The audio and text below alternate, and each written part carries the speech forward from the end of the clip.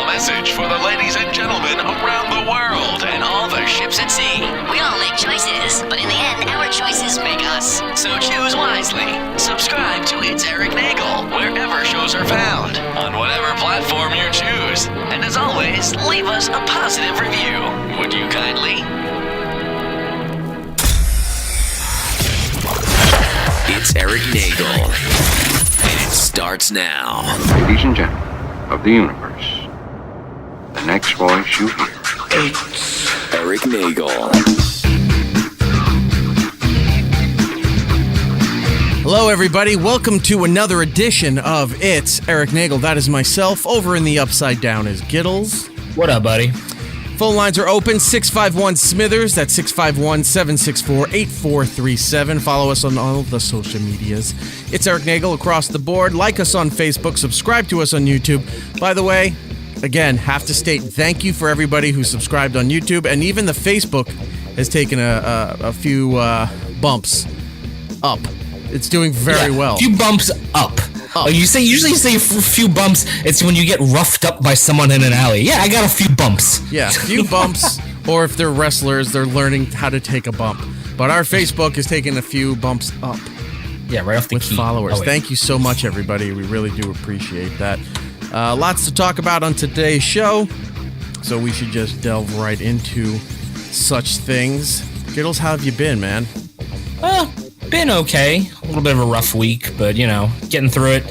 It's Friday. It's a weekend. Looking forward to nice weather because, you know, the last 4 days or 3 days in the city, it was just raining all day, every day. And cold. Since, like, Sunday till Wednesday, and it was, like, cold. It became, like, 40 degrees again. Right. Like, it was awful. So I'm just looking forward to, you know, a nice weekend, some sun. See, I rather enjoy that weather. I like it. If it's between 40 to 60, maybe 40 to 70 at most, I'm very comfortable. And I just like wearing hoodies all the time. I can't wear hoodies in the summer because I just like wearing them and it's just too hot. Yeah, that's the problem I have right now, where I wear a hoodie in the morning because it's chilly enough when I go to work, but then I get out of work and it's really hot. And I'm like, oh, now I have to carry around a shirt all day like an idiot because really it was annoying. actually chilly this morning. Yeah. But the problem I had like the last couple of days is because it got hot probably like a week ago where it was like, okay, well, it's spring now. And I think that my building turned the heat off. So there was like 3 or 4 days where it dropped to like the 40s. Like my bedroom was just frigid because there was no heat in the building because I think they turned it off for the summer. So it kind of sucked. But other than that, it was nice.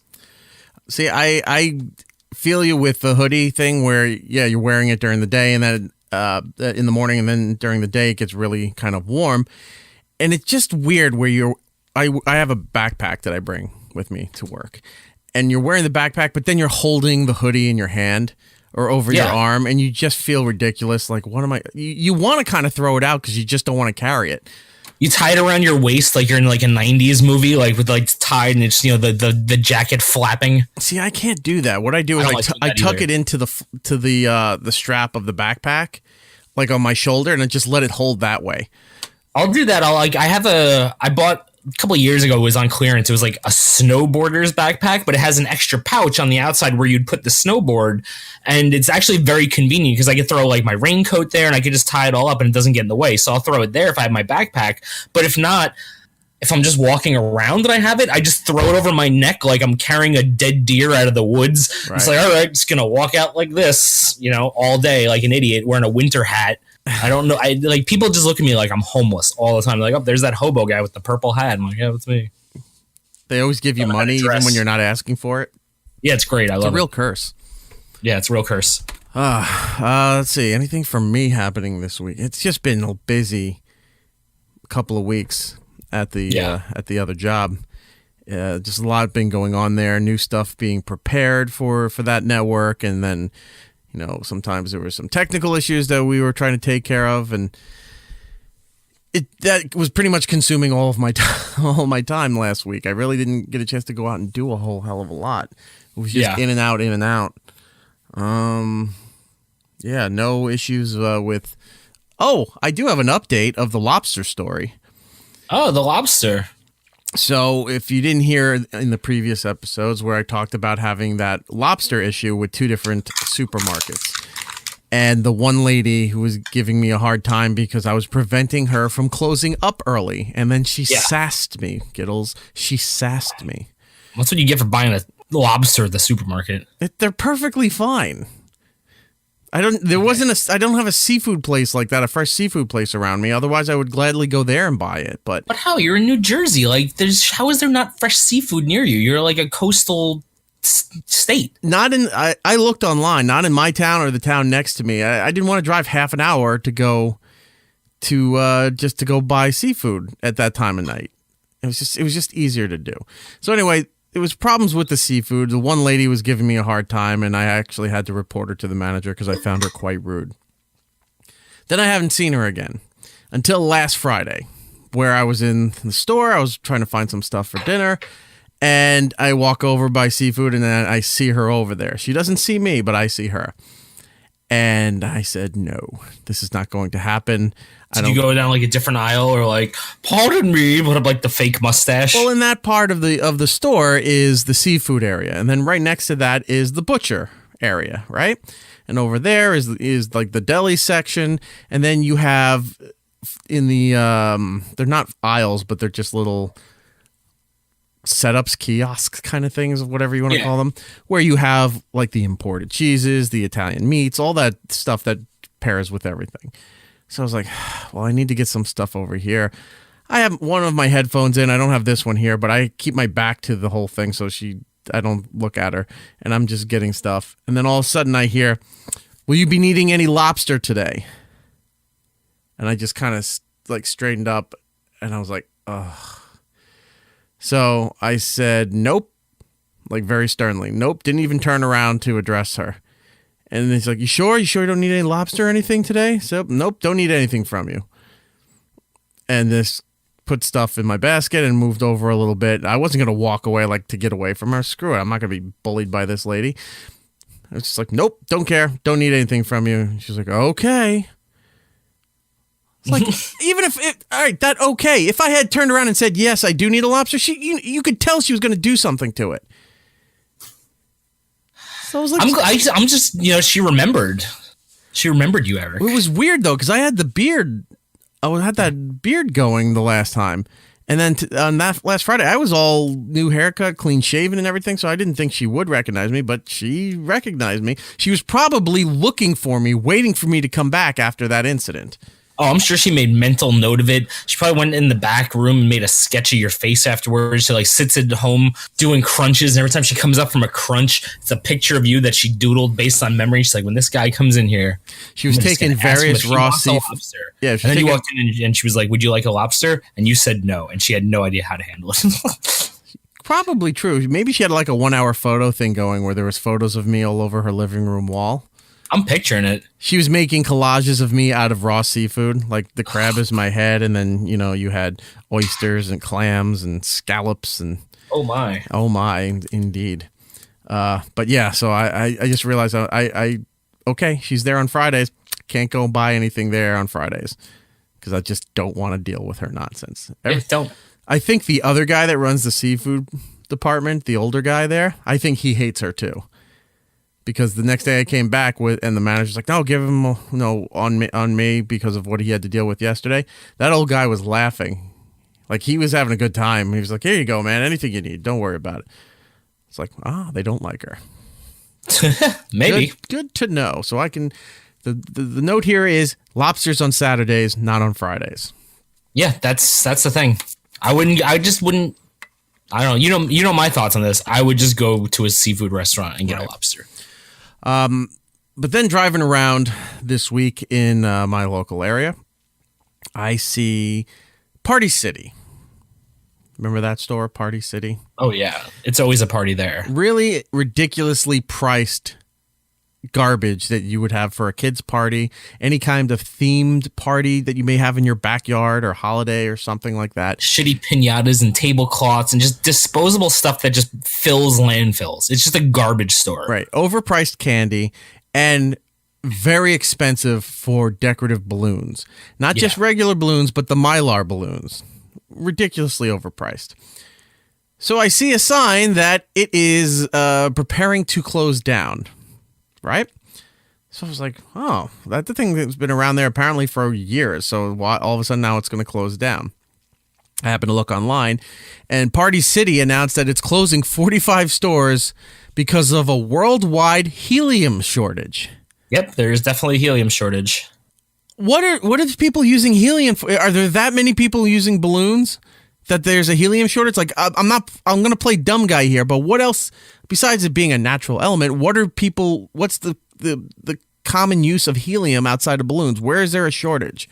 Honestly, I don't really know, but I'm assuming like in some sort of industry they probably use helium like a lot. Like there's got to be something else. Like I'm an idiot. Like I really don't know. Maybe some sort of rocketry. I don't know. Let's see. Take a look and see what you can find. Because I was really amazed to see that they were closing stores not due to the lack of sale. Well, I guess it is essentially lack of sales. It's used to inflate blimps, scientific balloons, and party balloons. It's used as an inert shield for arc welding to pressurize the fuel tanks of liquid-fueled rockets and supersonic wind tunnels. So, yeah, there's a lot of uses for helium. And it says it's mostly recovered from natural gas deposits in Texas, Oklahoma, and Kansas. Okay. So they're using it on like fucking rockets and shit. All right, so SpaceX is pretty much essentially eating up all the helium. Maybe it's not because I was all right. Good to know that because that makes more sense than how many people are buying fucking party balloons. That there is a worldwide helium shortage. Yeah, I mean, I was in there's a Dollar Tree right over. I'm sorry, dude. No, you're good. I move a lot when I talk. Like I don't know what to do. All right, it's okay. Move up. You're fine. But yeah, I was at the Dollar Tree. And they had a sign up. It was just like no helium balloons because of helium shortage. Dollar Tree does the Mylar balloons too? Let me tell you something. Dollar Tree literally does every single thing you can get at Party City. It's just $1. Like you go there, dude. They have like 60 balloons, like 60 different balloons. They have all the tablecloths, all the party favors, all those same toys. It's just $1 each. I don't think there's the Dollar Tree or a Dollar General anywhere near me. I had no idea. Can't go to Dollar General. You have to go to Dollar Tree. Dollar Tree. Dollar General, like things are cheaper, but they can go higher. Dollar Tree, everything is $1 or cheaper. Wow. But yeah, they have all the balloons there. They got the helium tanks. They got all that shit. You just go there, get your party supplies. It's a lot cheaper. Good to know. But there's still a worldwide helium shortage, so it's going to hit them too. That's what I'm saying. It hit them because they don't have balloons right now. They had a sign up that said due to helium shortage, we have no balloons. I had a helium tank from years ago. Yeah, for a party. And it was just, it comes in a box. It looks like you're assembling a kid's bicycle, It looks like one of the propane tanks for a gas grill. Yeah, exactly. But the box itself, the box, yeah. looks like a child's gift. $30 at Walmart or something like that. You bring it home, and it does. It looks like a propane tank that you put on a grill. But you could tell how flimsy this metal is. A metal propane tank has some durability to it because if you dropped it, the thing's just not going to instantly explode, Yep. The the tanks for a helium tank looks like if I just kicked this thing or looked at it wrong, that this thing could possibly explode. So we used it, balloons, decorations, as one would. Then I didn't know how to get rid of it because it still had helium in it. Yeah. And there's not really a proper way to recycle this tank unless it's fully empty. So I'm thinking, well, do I just drain out all the helium, just shoot it out into the atmosphere, and then try to recycle the tank? But no, you can't do that either. It has to be properly recycled in an official capacity. Yeah. So I looked. It's like a pressurized tank. If you throw it in a gas truck, it'll blow up a gas truck, right, or a garbage truck, rather. So I looked into like landfills and dumps and waste disposal places. None of them would take the tanks. So I couldn't figure out how. I think I still have the tank. I have a hot pink helium tank just sitting all lonely and awkward in the back of my garage. And I don't know what to do with it. I don't know how to recycle the damn thing. Yeah, I don't know. I was debating leaving it in the park. You have to bring it, I think, to like an actual dump. Because if you go to the dumps, they have those spots there where you can have like the other kinds of disposals, like the electronics disposals, and they have stuff like that for like gas and oil tanks. All right, I'll have to find somebody that specifically handles this. But anyway, still, it was shocking to hear that of a worldwide helium shortage. Oh, well. I mean, it's just I going to don't be a think matter that's why Party City's going out of business. I think Party City's going out of business. One, because they just sell garbage. Like, it is just a garbage store. Expensive. And two, I wouldn't be surprised if, well, I mean, it hasn't happened yet, so I can't say anything. But I was going to say, all those products are coming from China, and if we're going to have tariffs raised, you could put out a business like that very easily because they're working on those margins. It's interesting you brought up the China stuff. I mean, there wasn't really much for us to discuss in it.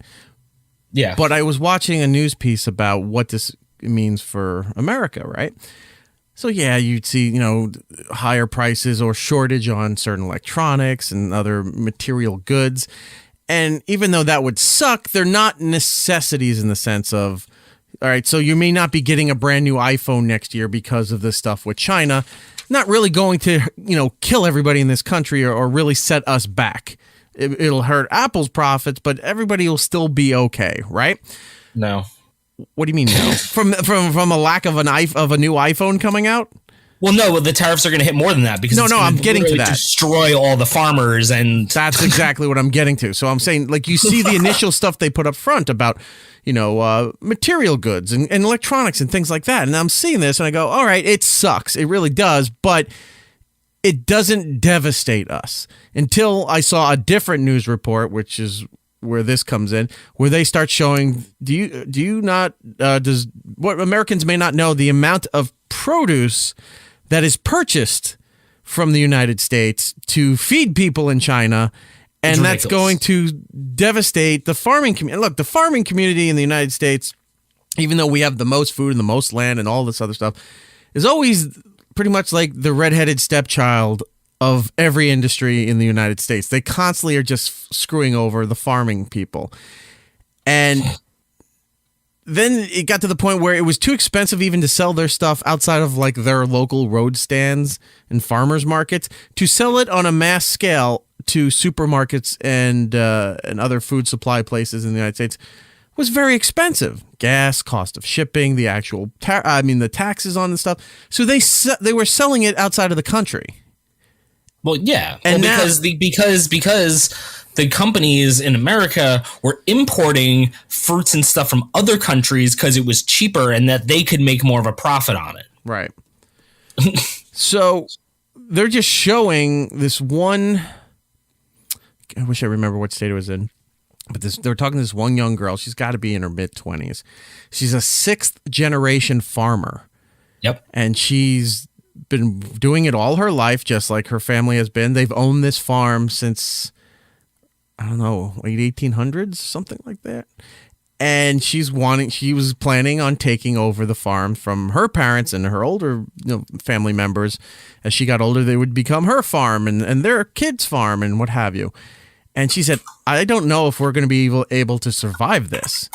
She goes, we have all this food, but we can't sell it. And you can't, it's so weird, the food thing. You'd think, oh, we have all this extra stuff. You could go to other places and just sell it. You're not allowed to. Yeah. Because of these commissions in the United States with farming. You can't just say, well, we have too much. Let's try to sell it to Walmart. Or let's try to sell it to these supermarkets. You have to have these deals in place, and they have to be approved, and they have to be regulated. So if you have too much food, you're not allowed to sell it unless it's an approved transaction to sell to any kind of American business for human consumption. So there's times where they have all this extra food and they go, it's just going to sit there and rot, or we're going to burn it, or we just feed it to the livestock at somebody else's farm or whatever. They have to destroy the food in order to sell it as food for animals because they're not allowed to sell it because they grew too much. Or because of these tariff things, they're not allowed to sell it at all.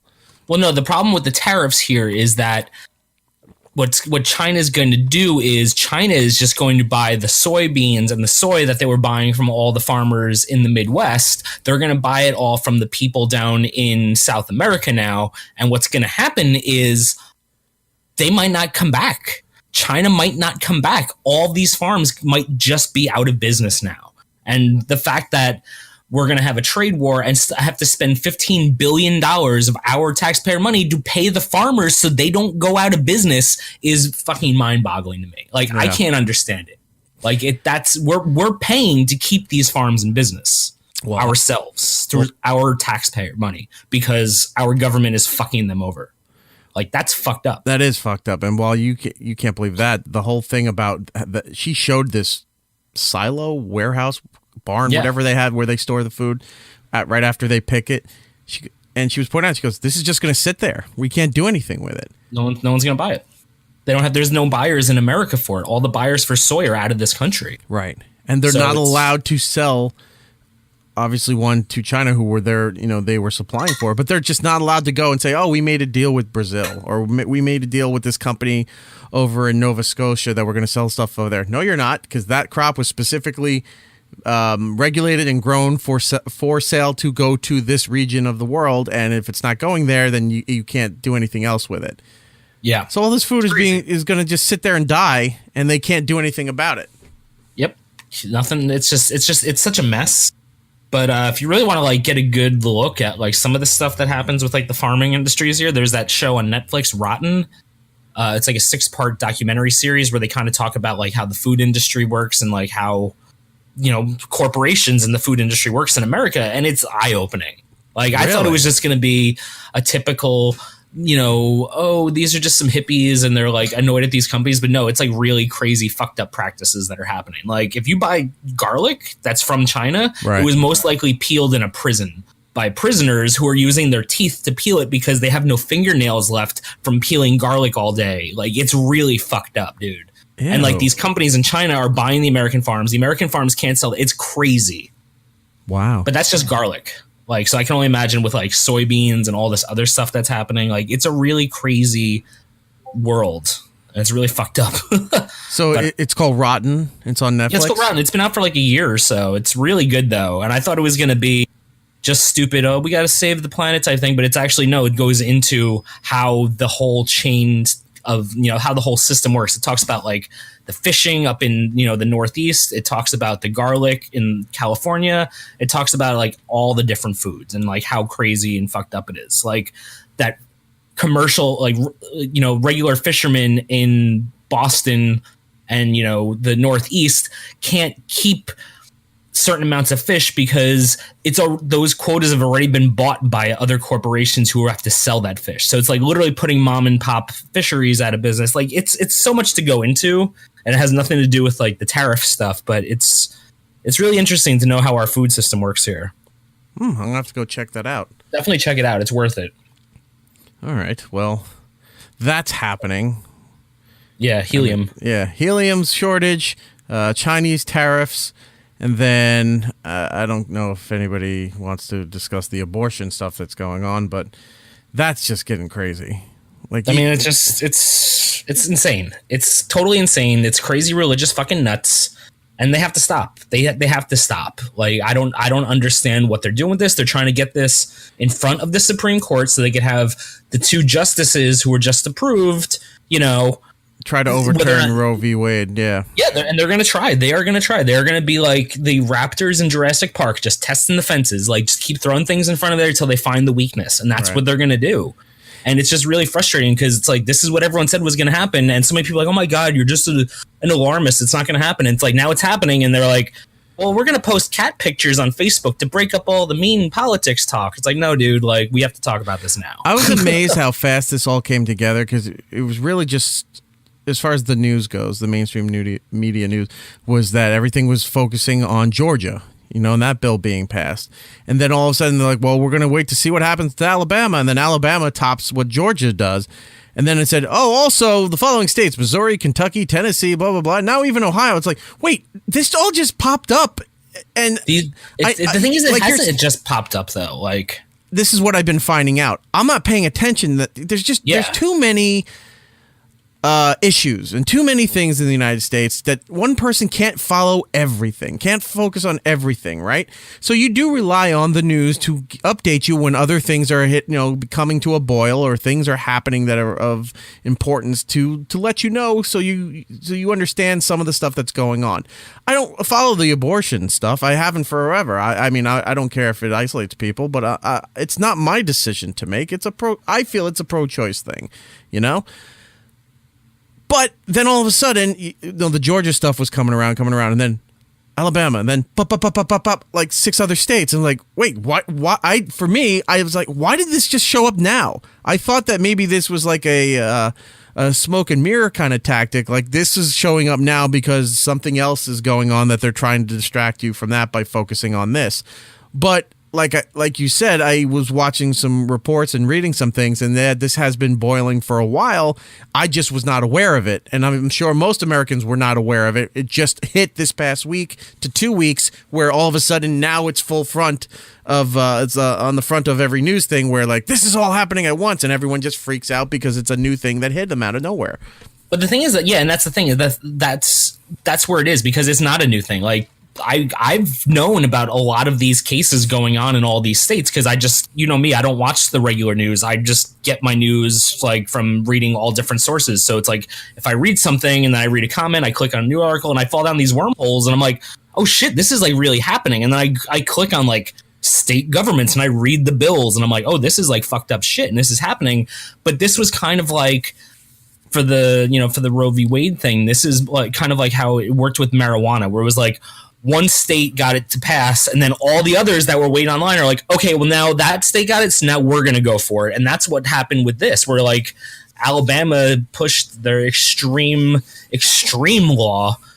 And, you know, that's ridiculous. For those who don't know, if you're listening outside of the country, we do have a lot of people that listen outside of the United States. The law in Georgia, which is what got, as far as media coverage goes, is what I'm saying, which got the ball rolling recently, was that Georgia signed this bill that said you can't have an abortion after 6 weeks, which is supposedly when they detect a heartbeat. Now, it's also can be thought that a lot of women don't know that they're pregnant by 6 weeks because they weren't paying attention to things or just didn't have the instant reaction of sickness and cramps and anything else that leads to signs of pregnancy. Within 6 weeks is still a reasonable amount of time for not realizing that you might be pregnant, especially if you're a single working person, or even if you're a married mother or just married in general. You don't know in 6 weeks sometimes that it's going to happen. So this was a big deal. Then right after that in Alabama, they went even further and said that you can't have it at all. No matter what. At all, no matter what. Now, in a lot of states or a lot of areas, when they try to fight with abortion stuff, they always do leave the most extreme case situations alone, as far as if it's a rape issue, an incest issue, things along those lines, where they don't argue and say, yeah, you know, in those kind of situations, we can't really enforce you not having an abortion. Alabama said you can't even in those situations, you have to have the kid. And I read something that was so completely stupid that I even started getting mad at it, was that they said, it was something posted that said, if an 11-year-old is brought to an abortion clinic by her father to have a baby taken care of, you're destroying the evidence. That if this was an incestual issue, and I was horrified by that, you're destroying the evidence. Instead, you should have the child so that the father can be brought to justice and imprisoned for the rest of his life. Oh, that was that fucking Matt Walsh douchebag, right? Yeah, right. Oh, yeah. That's exactly what it was. Thank you. I knew I read it somewhere. Walsh, that guy's just a right-wing fucking bomb thrower. And I was sat there and I go, this is horrifying.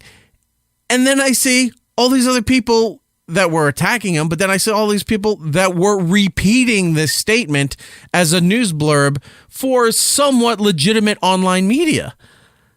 And I was like, come on, dude. Look, even if you're a pro-life person or whatever side you fall on, you can at least agree in extreme cases that everybody was on the same page that for rape, incest, God forbid anything worse, this is an acceptable use for it.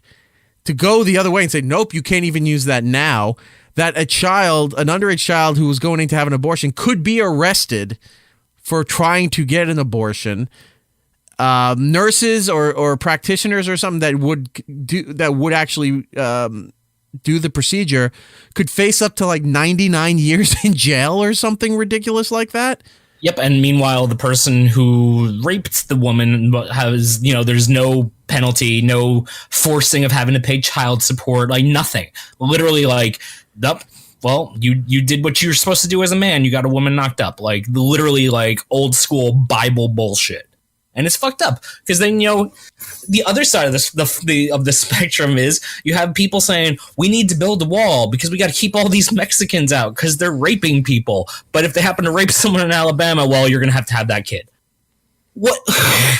What is that? Yeah, that doesn't make any sense. Doesn't make any sense because it's not about, it's not about protecting babies. It's not about, women's rights. On the Mexican thing, it's not about keeping Mexican. It's about hating Mexicans and hating women. That's what all these issues come down to. You know what I mean? At the end of the day, you're not pro-life if you're sitting on TV and calling, kids who had their classmates shot crisis actors. You know what I mean? You have to, it's one or the other. It's either all life is safe or it's not. And I'm wondering this because, as you mentioned earlier, all fetuses should live to the ripe old age of a shot dead in 6th grade math class. Come on. What the fuck? It's real bullshit. I'm wondering this, like it was stated earlier, they're making a run for it because as of right now, the United States Supreme Court does lean more conservative as far as voting than it has in a long, long time. So they're trying to make a run for overturning the law in the United States, the Roe v. Wade, which allowed abortion back in the 60s, I think. 73. Which was implemented because so many women were dying from back alley abortions that they had to pass Roe v. Wade to save lives. So this law has been challenged for decades and has never really come close to ever being overturned because it'll get to cases have been brought to the Supreme Court to challenge it, but justice and sanity has always prevailed in that aspect, and those cases were always defeated. So they're bundling together. They're making a big push for this. I'm guessing to get it to the Supreme Court and try to make a play at getting this thing overturned, which I really don't understand. Why is this such a big deal to overturn this damn thing? It's really not causing major problems. It'll cause a lot more problems getting rid of it than it will. But here's the thing. This is what, because I spent a lot of time thinking about this. So here's the thing. They get to the Supreme Court. It's going to get turned down again. And the reason I don't think Roberts would side with the conservatives. I feel like Roberts was pretty far right when George Bush was president. Right. But now that the Republican wing has gone even further right, he's almost like center now in a way. It's kind of crazy. But I'm thinking this. So they're making their push, right? And what they're doing now, I think they're taking sort of the mindset of the states that were allowed to do things against the federal law and still being maintained to operate, like the weed stuff, right? There's states that in the United States, it's still federally illegal, but the states have determined in their state that it is legal. So there's a weird balance that they have throughout the country pertaining to this. Yes. So I think they saw that there was some success at states making their own dictation going against federal law, that let's try this with this issue that they're obviously very passionate about if they're pushing this agenda of trying to get abortion abolished. No wordplay. But there's well, if it works in this aspect, what if we take that same model and try to do it here? So they're all banding together trying to get these states to pass the abortion thing to see if the federal government will leave them alone, turn a blind eye to it, or if they get it to the Supreme Court, do they think they have a chance of passing, which obviously they do if they're pushing this hard for it. I think it has to be turned down, even though they have like we said earlier, the more votes on the conservative side, because the abortion issue in this country is just as important, as heated, as divisive as the First Amendment, the Second Amendment, any of those things that are constantly in the news or in the forefront of American social issues and political issues where, God forbid, you were going to take away some states say we're banning guns, even though the federal government says you're allowed to. It would be just like that.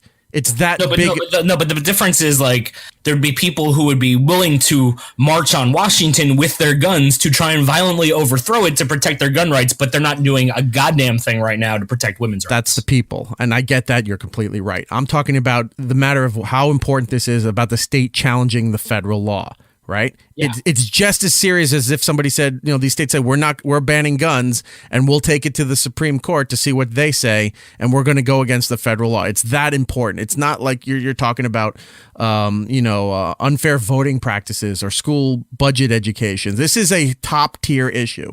If they ever unfair voting practices is a pretty top tier issue also because of that and the redistricting in like states like Alabama where the minority vote's been suppressed, where they've been able to keep these Republicans in charge to pass this, they're all like it's all part of the same system.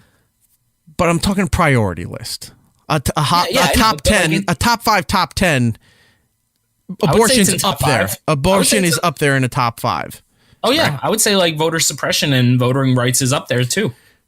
The Supreme Court will never overturn it. And the reason why I'm stating all this about how high a level an issue this is, because say, God forbid, they did vote to overturn this thing, right? It's not just something that's going to have people clash and divided on political beliefs, religious beliefs, whatever. Something like that is a powder keg issue that would start so many more problems in this country. Like you said with the gun stuff, people marching on there with their guns, you'd get the same thing. People going out into the streets, fights, riots, all these kind of really horrific stuff would happen if, God forbid, that law was overturned. It's that big an issue. Like, I don't know if it would get that. I don't know if it would get violent like that. I think it would. I don't know if it would get violent though. Not like the same way that I feel like it would if someone tried to ban guns. I think if someone tried to ban guns, it would be a lot more violent than. Well, that involves guns. Yes. That's what I'm saying. But that's what I'm saying. And like, that's what really upsets me as a person is that people are literally willing to be like, we will march on this country and try and overthrow the most powerful military in the world if you try and take our guns away. But now they're like, we might take abortion away. And they're like, crickets, like it's not worth, like you're going to give your life and try and fight the U.S. Army to protect your guns, but you're not going to like try and do that to protect your women? Fuck you. I think I don't think it'll ever get to that point. It'll get to the Supreme Court and then probably, you states got to go back to what the federal law says or come to a different agreement. It's like a negotiation tactic. If you're going to negotiate a deal for yourself, right? And they ask you, well, what do you want? Well, you know what you want. You know what's acceptable to you to do a job or to make a deal. So what do? You overshoot it and see if they'll go for it. And when they go, no, we can't do that, but we can meet you here. And it might be just above your level of acceptance, or it might be right at your level of acceptance. But human nature, if you say exactly what you want, everyone tries to undercut it, right? So is this a negotiation tactic of trying to look, that they're really aware in the end game that they're not going to abolish abortion, but it might make the laws a lot stricter, a lot tighter in these states that'll be seen as a compromise between the states and the federal government? Well, I think it was passed on the extremeness of it because they know that this will spark lawsuits from the ACLU and get this in front of the Supreme Court. You know what I mean? Like they did this purposefully so that it will be brought in front of this, but not like a negotiation, not as in like they're going to bring it to the Supreme Court. The Supreme Court's going to be like, okay, Alabama, it's a little too strict. If you include rape and incest, we'll say it's okay. Like, I don't mean it like that. I mean, like they're putting it there as in like they think that they have a shot at getting this passed, because if Alabama fails, they'll go to Missouri, which passed today, and they'll be like, oh, well, Missouri said 8 weeks. Can we do that? You know what I mean? That would be the level of compromise. That's negotiation then. But that's a different state. You know what I'm saying? It's like it still wouldn't be Alabama. It's not a negotiation technique from Alabama. It's Alabama basically just going up there and be like, this is our crazy proposal, and then hoping all the other states get into the Supreme Court too. And then maybe they'll side with a lower extreme state. But either way, they shouldn't be doing that anyway because it's the Constitution. It's an amendment. Like they're allowed to have it. Right. Like why take it away? Like, what do you gain by taking away healthcare rights from women? Like, I don't understand. Like, there's nothing you gain from it other than more white male support in the polls. Even that, the abortion seems to mostly, at least from my point of view, come down to that people are still hung up on religious beliefs and religious doctrine as far as how you should live your lives and what God wants you to do with your life. But they have the death penalty in Alabama. They've executed 6 or 7 people in the last year. Dude, no one's saying it's perfect. They're all religion's very hypocritical. But I'm saying this is the mentality of it. But I'm allowed to get upset about that. Of course you are. But it's that kind of hypocrisy that bothers me. It's the whole every life is sacred except for that guy. But are we sure he's guilty? No, but we're going to execute him anyway. Right. But that's what you're not. I don't pro-life. get the religious fucking hard on for the pro-life stuff. Where, look, if you want to be pro-life and your family wants to live where if your teenage daughter or your daughter in the 20s gets impregnated and it's your family's belief that no, we don't abort, that we're going to have this child, whatever, perfectly fine. Perfectly fine if that's your beliefs or whatever.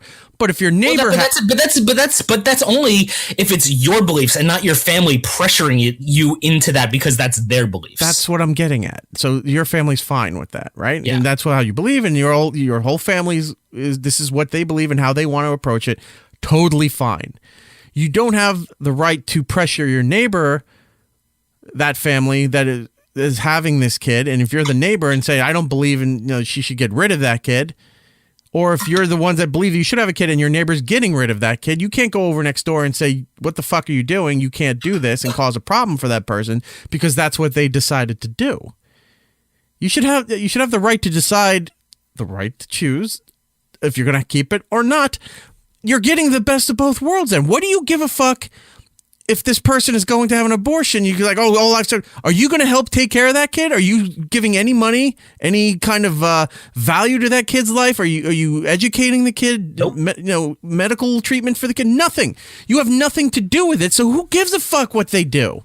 Are they abusing it? No. Are they going to abort it? Well, look, what's the circumstance? That's what they feel is best for their life and for their family.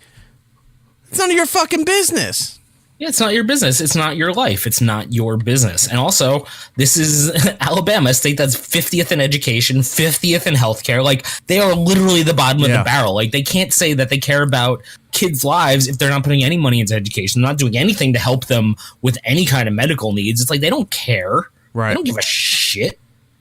Like, they only have 4 different letters in their whole state name. A lot of vowels. Yeah, a lot of vowels. If you're playing Wheel of Fortune, it costs you a lot of money to try to guess that word. Oh, yeah, I like to buy a vowel A. That's 6 A's. What? Oh, God damn it. I only made $1,000. Shit, I have $100 that I won the round with. Wife's going to have my legs broke. But anyway, so there's that. Let's move on to some other unhappy news. There's been some deaths recently. Yep. In the world. One legendary actor, Tim Conway, has passed away. Favorite line? What's a Tim Conway? About 120 pounds. Yeah, The Simpsons. From The Simpsons. Yep. But Tim Conway, very legendary comic actor, known for, depending on your generation, The Carol Burnett Show, one of the most famous television shows in history.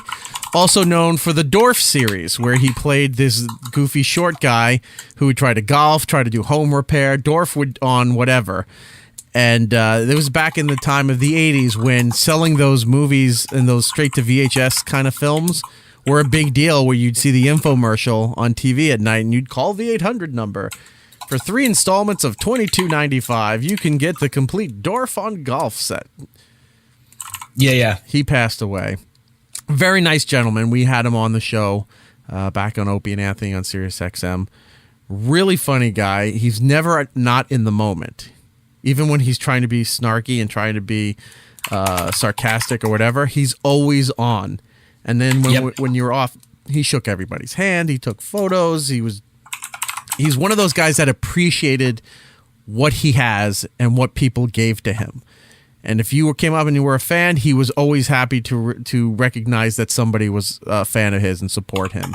Yeah. And it was very sad to hear about the passing of him. And then, as of, 2 days ago, the news came out that a legendary Instagram star had passed away. That would be one Grumpy Cat. Meow. Grumpy Cat was the cat that took the social media world by storm just by having a natural face that looked like the cat was always grouchy and displeased with everything that it came into contact with. And that family that owned that cat became multimillionaires. There was all kinds of merchandising. There were emojis for your phone. There were books. The cat was touring around all the TV programs and different social events. I got to meet Miss Grumpy Cat when she came up to Sirius XM. I did see your picture on Instagram today of you and Grumpy Cat. Yes. Quite sad. Of the passing of Miss Grumpy Cat. So God. But you know what? Also, I know we're all upset at the passing of a legendary meme. But fuck that cat. That cat made more money than I made because it just sat there and people put words over its face. Like, people can put words over my face. I need money. Like, Grumpy Giddles, do it. Make it happen. Do it. Just always have this sneer on your face. Grumpy Giddles. No, you know what? We'll do the opposite. Happy Giddles, because I never smile. I'll be like, ugh. Do it. Go and brand yourself. You could make $1 million. I just brand myself? Yeah. Ugh. Well, you are. That is funny though. That cat has made more. Dude, money. that cat made so much fucking money. The cat made more money than some countries making it. God damn it! Fuck that cat. Also, if I said that to the cat, if I was like, "Hey, cat, you made more money than me," it'd be like, "Good," and then I'd punch it right in its stupid face. Aw, what did the cat do to you besides make millions of dollars? That's exactly what the cat did to me. But it didn't do anything to you personally. It was like, that guy's kind of nice. Did you say personally? Like a cat would personally? You were talking about Alabama being dead last in a lot of things. And that reminded me of this other list that came out in the past week where it talked about the sexiest and the worst accents in the United States. Ooh. Now, North Dakota? They might be on the list somewhere. I'm not 100% sure. I just imagine Fargo. I'm just like... Imagine if Fargo was America's sexiest accent. I mean, maybe. Well, it's not. So here's what happened. So this list came Gotta out. be Long Island. And the list came out and it said that, the sexiest accent, the second sexiest, it didn't even lead with the first sexiest. The second sexiest accent in America is the Boston accent. And there's no way that is possible. I don't know why anyone would think the Boston accent is sexy. You know why? Why? Because this was probably an online poll, and people from Boston fucking love Boston, and they probably went online and were calling all their Boston friends like, "Yo, we got to get on this Barstool vote thing here," and then they all called in. Because I had a friend who was from Boston. You mentioned Boston, it was just like mentioning Gear Wars to the Gear War guy. Oh, you want to hear about the Gear Wars? That's like what it's like talking to someone about Boston who's from Boston. Ugh. Well, Boston came in second, and that's how the article led this whole discussion, which is weird because now I'm thinking, well, what was first? If the highlight was Boston being number 2, what was number 1? Number 1, and this one I kind of agree with, is Texas. The Texan sexiest. If you see some of those hot Texan women online, like the cheerleaders or the bikini models and stuff, and when they talk, it is kind of sexy. I'll give it that. It's not that bad. But then number 3 was New York. And this for sexy. And the list started to lose all credibility. Huh. But New York is not the state. It's Brooklyn, it's Queens, it's the Bronx, and Manhattan. I'm sure it would include Staten Island, which is also a hideously awful accent. Oof, they're terrible.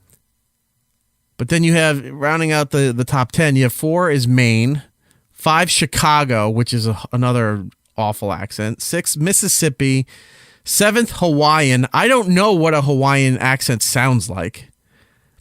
8th Philadelphia. Let me tell you something. Philadelphia, out of all the East Coast accents, is the worst. Everyone hates Philadelphia's accent. Boston and New York hate Philadelphia's accent. I don't know. They're like, it is. Boston's pretty bad. Long Island's pretty bad. Like, I go out to Long Island and people are like, "You're from here? You don't have an accent." I said, "I know. I worked really hard on that." Exactly. We worked very hard to get rid of that. Number 9 was St. Louis, and number 10, it just said California. But that, you can't just say California because California has its own regional dialects as well. Southern California is solely responsible for ruining all of social media because everybody talks like this. And then it ends in a question. And they're like that. And and like, yeah, bro. That shit. That's all from Southern California. They've ruined a lot of what the world thinks is an American accent and what American culture is like.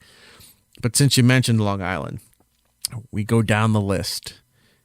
It's got to be in like the bottom 5. Coming in at 49 is New Jersey. Oh, that's about right. And then 50, at the bottom of the list, Long Island? is Long Island. Ah. Long Island. And I cannot state hard enough that this is completely accurate. It's so accurate. Long Island. Like, I don't know how I feel about like Boston at number 2, right? But Long Island at number 50 is 100% Long Island is true. garbage. Look, say what you want about Staten Island and Bronx and Brooklyn. They all turn and look as soon as they hear somebody from Long Island speak, and they all turn and look and go, "What? Where are you from? What's wrong with you? Yeah, like you're horrible." Now, the Bronx and Brooklyn get a pass for their accents because of their history. The Bronx, especially, leading the forefront in the world of hip hop evolution, right? A lot of big rappers came from the Bronx, and it just became an accent that was acceptable and not really that hard on the ears anymore because of a lot of rap music, right? Come out of the Bronx. But then also you have a big Italian area in the Bronx and a big Italian area in Brooklyn, which is featured in a lot in television, in movies, and has gotten to the point where it's been, I don't want to say watered down, but it's been exposed enough that people aren't it's not harsh to anybody. You know what to expect from it, right? And in fact, if you say you're from the Bronx or Brooklyn or Queens and you don't have the accent, they look at what's wrong with you? Why don't you have the accent that goes with that area? Yeah. And they're acceptable. They're perfectly fine. Long Island, Staten Island too, but Long Island, if you take somebody from Long Island out of Long Island and put them anywhere, they sound horrible. They're the worst. They're the worst. And as a little kid, even when I went to school in Buffalo, and no one there believed me that I was from Long Island because I didn't talk like a Long Islander, but I would say certain words and they're like, "Oh, you're from Long Island." And I was like, "Yeah," because I said that word. Like, I don't even know which word it would be, but I would say something and people would just like pick on me. And I'm like, whatever. I don't give a shit. But you'd see the other people that really were Long Island, like the sororities and stuff. And I was just like, get away from me, vile. Yeah. like so hissing horrible. at them. Where they're wearing the my God. They're wearing those oversized sweaters with the belt around them looking like a dress. Ugh. Fucking Just leggings all the time with Uggs. Ugh, Uggs. I've been going to Florida majority of my life. As a kid, going into your tween and teen years, when I'd go down to Florida and you'd be playing with other kids out on the beach or at the pools or the resorts and stuff, they would always say water, say coffee, say orange. Because it was like water, car, orange, coffee, talk. Like that. That's heavy Long Island accent. And it dawned on me when people kept pointing it out to me as a kid that this might be something I have to work on, right? And I recognize this as like 13. I recognize this. So I started recording my voice onto a cassette tape and listening back to it and realizing how bad it was. Because I was really into wanting to figure out how radio worked and how television worked at that age. And the people I would listen to did not sound like what I sounded like on a cassette tape. So I found out there were speech classes in high school and stuff. And even in college, part of communications, they make you go through like a diction course and public speaking and all of those things. But I worked really hard to make sure that how I heard people that I knew that we went to school with or in our neighborhoods, how they talked, not to talk like them. Yeah. And it's just a simple matter of being mindful of how you talk, slowing it down a little bit, because they talk pretty fast. It's slowing it down a little bit so you don't sound like a complete idiot. And going back and listening to people from Long Island, especially when you see news clips of something that happened out in Suffolk County. Oh, geez. And they talk and you're like, oh my God, dude, you see his car? It was mint. And you're like, oh, fuck, I can't believe this is why I don't want to say I'm from Long Island anymore. I may take up that whole thing that Sam made up. Then yes, I grew up in Florida. Or the whole like people would add like a to the end of things. Like I'm going to the store. Like, they'd like add like that all the time. Yeah. Like that's how everyone talks Long Island. You just go out there to the store, and be like, "Hey, what can I get you the bagels?" Like, and you get a bagel with cream cheese. You're like, "Oh, cool." When they would replace words with ER that have ER with A and words that have A with ER. Yeah. Like my dad does it. My dad to this day still does it. Yeah, lots of like Long Islanders would say that when rapping. I mean, they would. Never mind. But yeah, like older Long Island people. Well, I'm sure they still do it now, but the older Long Island people in my life will still say soder. Oh yeah, soder. Soder. Or how's Angela doing? Angela. You know, or Hey, Angela. yeah, you know, it's something. I'm trying to think of other things that have an A. So the word that always gets me is that thing that's on your desk you pull out. What's that called? The drawer. Yeah. See, you say it correctly. I say draw, and people are like, "What's a draw?" And I'm like, "It's a thing." And they're like, "No, that's when you draw a picture." But I call it that instead because I feel weird saying drawer because it's awkward. Yeah, I'll say it's in the top drawer. I could say, But that's my Long Island word accent where it just slides in because I don't realize I'm doing it because it's less syllables. Like it's harder for me to say drawer. I think I would say draw too if draw. I wasn't being mindful of how I'm speaking. Like it's in the top drawer. It's in the top drawer. Yeah, that's probably how you would say it. But that's not but like if you say that around people who didn't grow up in the tri-state area, they're like it's in the top drawer. Like you drew it, like something that you would call like high on your level of things you drew, and I'm like, no, it's in the top drawer of the desk. Top drawer of the desk. It does. Yeah, you're the number one at drawing desks. I'm like, I can't draw a desk. I have a problem still saying ketchup instead of ketchup. Ketchup? Ketchup. Yeah, ketchup. Yeah, when it's supposed to be ketchup. No, fuck that. It's ketchup. No, there's times where I slip and I'll say ketchup, and then people call me on it, and they're like, "What did you call it?" I'm like, I called it ketchup. What'd you call that? Pop? Soda, motherfucker. Let's get some ice cream with Jimmy's on them. Ugh, that's some racist Dumb shit. Midwest rube. Yeah, I'm trying to think of some other stuff that's Coca-Cola. Yeah, but they usually just say soda. Could you give me a soda? Hey, could you go in the fridge and give me a soda? Ugh, I'm trying to think what other good Long Orange, Island words. They're all just terrible words. Like I can't stand the way he talks. Like, all right, I'm trying to get back into Long Island mode. It's just instead of like if you're saying like something where it would be an ALKS like walks or talks, you just do AWKS. Like that's how you do it. That's how you'd pronounce anything Long Island. Like, dude, I was fucking talking to Jimmy, and do you know what the fuck's going on with his family? And you're like, no, I have no idea what is going on with Jimmy's family. And you're like, oh, dude. It's like, dude. Dude, it's all fucking unreal, dude. They're the most. And then they pull up in their IROC and they drive away. The IROC, the Thunderbird, the Firebird, all those cars that you used to see in 80s videos still are trying to be preserved because they're out on their drive. It's blocked up on their driveway or on the lawn next to the driveway where they still work on it. Yeah, and then God forbid your house had any kind of straight road that went for at least a quarter of a mile if you lived on Long Island. It was a racetrack. It was a drag strip. Like in front of my house, like because where I was on that corner where like.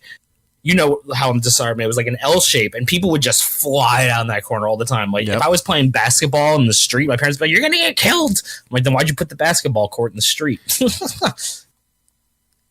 And then they look at each other like, "Yeah, why'd you tell him we were trying to get rid of him? Now he knows. Now he's aware." Makes so much more sense. But yeah, that's Long Island. Long Island does have the worst accent. It's my car. No, that's Boston. And I had a friend that was visiting the end of last week, was back on Long Island. Mike, you know Mike. And he's been living out in Texas for many years. He hasn't lived on Long Island, I think, since 1996. I think that's when he left for the Marines. He did 8 years in the Marines and then moved to Texas. And he went back to Long Island for a family wedding. And he was trying to meet up with some people that we grew up with, went to school, and he hung out with a few people. And I was talking, I didn't get a chance to make it out there. And I asked him, I said, so what are your impressions of being back there? And he said, dude, it's just depressing. I hate going out there. Yeah. It's miserable. And I said, I understand that, but tell me why. He says, maybe, and this was something I didn't think of. He goes, maybe I just didn't really pay attention to the area when I was living there, which I was thinking about too. Like, you really weren't taking everything in because you lived there. It just became It's your hometown. run of the mill, right? He goes, but when you come back to that place, it's like there's been enough changes to the area to notice aesthetically the changes, but a lot of things have not changed. Yep. People are still going to the bowling alley on Friday and Saturday nights like it's the big hot spot. Any restaurants that come in, they don't last that long. They get shut down, and then another restaurant comes in and then doesn't last long until it finally gets taken over by some sort of chain, so it won't leave. Right. And that the area used to be pretty well kept, and a good clientele of people lived in that area. And then he said, where we grew up in Long Island was a town called East Islip. And he said, you're starting to see the effects of the shittiness of Brentwood and Central Islip bleeding in through Islip Terrace, bleeding now into East Islip. With the drugs, with the gang stuff. You realize like how racist it sounds when you say that like the people bleeding in from Brentwood and Central Islip, which is like the Black and Spanish communities, like. Well, there are also heavy gang areas. A lot of the MS-13 stuff's out there, and there's a big drug trade thing going on out there too. I don't know. I don't know. I think that's just Long Island's just changing. You know what I mean? I don't think that was the thing, because the MS-13 stuff and a lot of the drug stuff is heavy in Brentwood. They're centralized in Brentwood and Central Islip, and it started to expand past those things where it's been affecting the Islip Township and the East Islip Township, where there's more drugs coming into the area, and a lot of the areas are getting more run down. And people drugs than when we were in high school? Yeah, apparently so. Dude, like, we knew people who died of like overdosing all the time. See, I didn't know people who overdosed until after they were out of high school. I didn't know anybody who died while we were in high school. Well, I mean, people who, other than that one kid that ran across Sunrise Highway and got he was hit by a car. Yeah. I remember, but I'm saying other than that, that's the only kid I remember dying. Yeah, I don't know any. Maybe it was just more people from my grade then. But you were only a couple years away from me, so you were in high school the same time I was. Dude, there's at least like 7 or 8 people that I graduated high school with who are all dead now. Graduated. That I understand, and I said that. But while we were in high school, I didn't notice the heavy drug stuff. I didn't notice people dying. Oh, you didn't. Well, I mean, yeah, when we were in high school, they didn't. But I do remember like extensively the drug use for sure. Like, oh my God, all the rich kids in Great River, dude. Like, are you nuts? Dude, I would go to those parties. Kids were like 16, just like doing fucking coke parties, dude. Like, see, I don't know and some of these kids are like complete burnouts now. And like, I don't want to mention names because they inherited their parents' companies, but that I know. I've seen the fall off, after high school through college years and into the 20s. But during the high school, I was just kind of I guess I was oblivious to it. I did not see it. I went out to like lots of parties. Like and joints stuff like I saw all the time, but that was nothing. I didn't see any of the hard stuff. Oh yeah, I saw the stuff all the time, dude. Yeah, I guess I was just floating through life because I did not see a damn thing. Oh man, dude, it was literally everywhere. It was crazy. No, but I know people who died. There was a kid in my grade who died. I think we were, I don't want to give too many of the details, but we were at a music studio, you and I, yeah, and a few other people. So there was this studio, I think that was in Brentwood, actually, that recording studio. Brentwood. Right. And the guy running that studio was also friends with they had that other room, that other recording booth. The Twin Roar. Where a lot of people would go and just smoke up and do drugs and stuff, while the main recording studio was right there. And these people were in that other room, and one of them was a kid a guy from my grade at that time, and we had just saw him, and then like a couple days later he was dead from a drug overdose. I was like, and I just remember I was like, I just saw that guy like 2 days ago, and then he died. Then when I got down to Florida, I'm doing a radio show down in West Palm Beach, and I think it might have, I don't know. I don't think it was you at this point. Somebody sent me a News 12 article online about another kid that I graduated with, or at least I was in the same grade. I don't know if he graduated. He was killed in a drug deal gone bad while he was sleeping on a couch in his house. And I guess he owed somebody some money, and somebody just walked into his house while he was sleeping and shot him dead while he was sleeping on the couch. That's right. I remember that story. Right. He lived off of Timber Point Road. Yeah. One of those little streets by the elementary school. He lived somewhere over there. And that was somebody in my grade. And then I started hearing more and more stories about kids overdosing from heroin. Long Island's fucked up. New Orleans fucked up, man. It's a shitty place. It's just a toxic environment. It's a depressed environment. It's just, dude, every time I get out there, it's like, to me, it's like going upstate New York now. Like when I go to upstate New York, there's like certain towns I go to, I'm like, oh, this place isn't too bad. And then there's other towns I go to where like my body gets like physically depressed when I enter that town. Cause I'm like, oh, people live here. Like they have to, this is their lives. Like this street here is their street. Like this is their house. And it makes me feel like really bad. I don't know why, because like I couldn't imagine being stuck in that kind of situation where I would live there. You know what I mean? Yeah. And every time I go out to Long Island, I get that feeling, and it's just this just visceral gut feeling of like I imagine if I didn't move. Yeah, like I'm so glad I moved, and like I don't want to be here. And the people who are like really like Long Island, Strong Island proud, those are people who never left their hometown, never left. Most of those people never went on vacation outside of New York. That's the thing. And they're always afraid to go into Manhattan. Like, I'm not going into the city. They're scared to go into Manhattan. That's my favorite thing. Oh, Manhattan's so scary. I'm like, no, it's not. Long Island's way more depressing and terrifying than Manhattan. Yeah, Manhattan's scary because you might have a good time. Yeah, you have all the train access right there. You just hop on the train, and within an hour, you're in Manhattan. And they were like, oh, I'm not going into the city. Are you crazy? Don't change at Jamaica, man. Don't get off the train.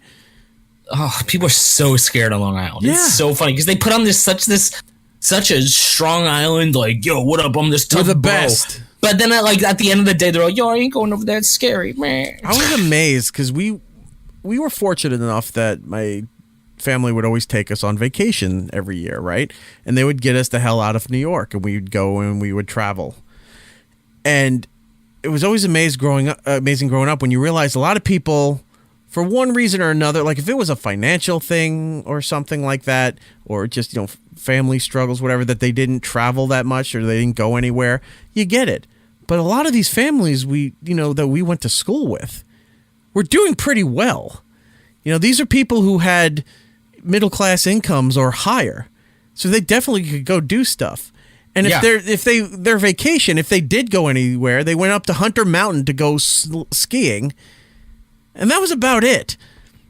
Like they would go out on the boat, somebody's boat on the Great South Bay during the summer, or going to Montauk was like going to another country, going out to see the lighthouse, going out to the Hamptons. We sat in a car for 2 hours. Yeah, it's like, dude, we couldn't get out there. Dune Road was flooded. We drove all the way to the end of Long Island, a whole 50 miles. Right. But then you find out these people never had the ambition. They never left. They never had the desire to go.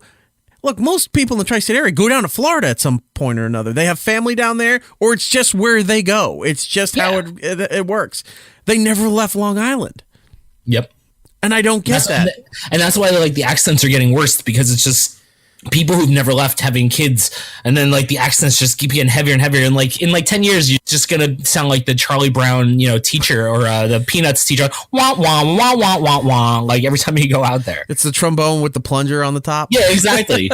It's like, what are you saying? Thank you. I'm glad that you go through these moments too, because on the rare times we got to go out to Long Island, I hate it. It takes forever to get out there, and then you're like, you have that slight bit of excitement of, wow, I'm going to go back to the old town to see what it is. But it's, as I said, it's slight.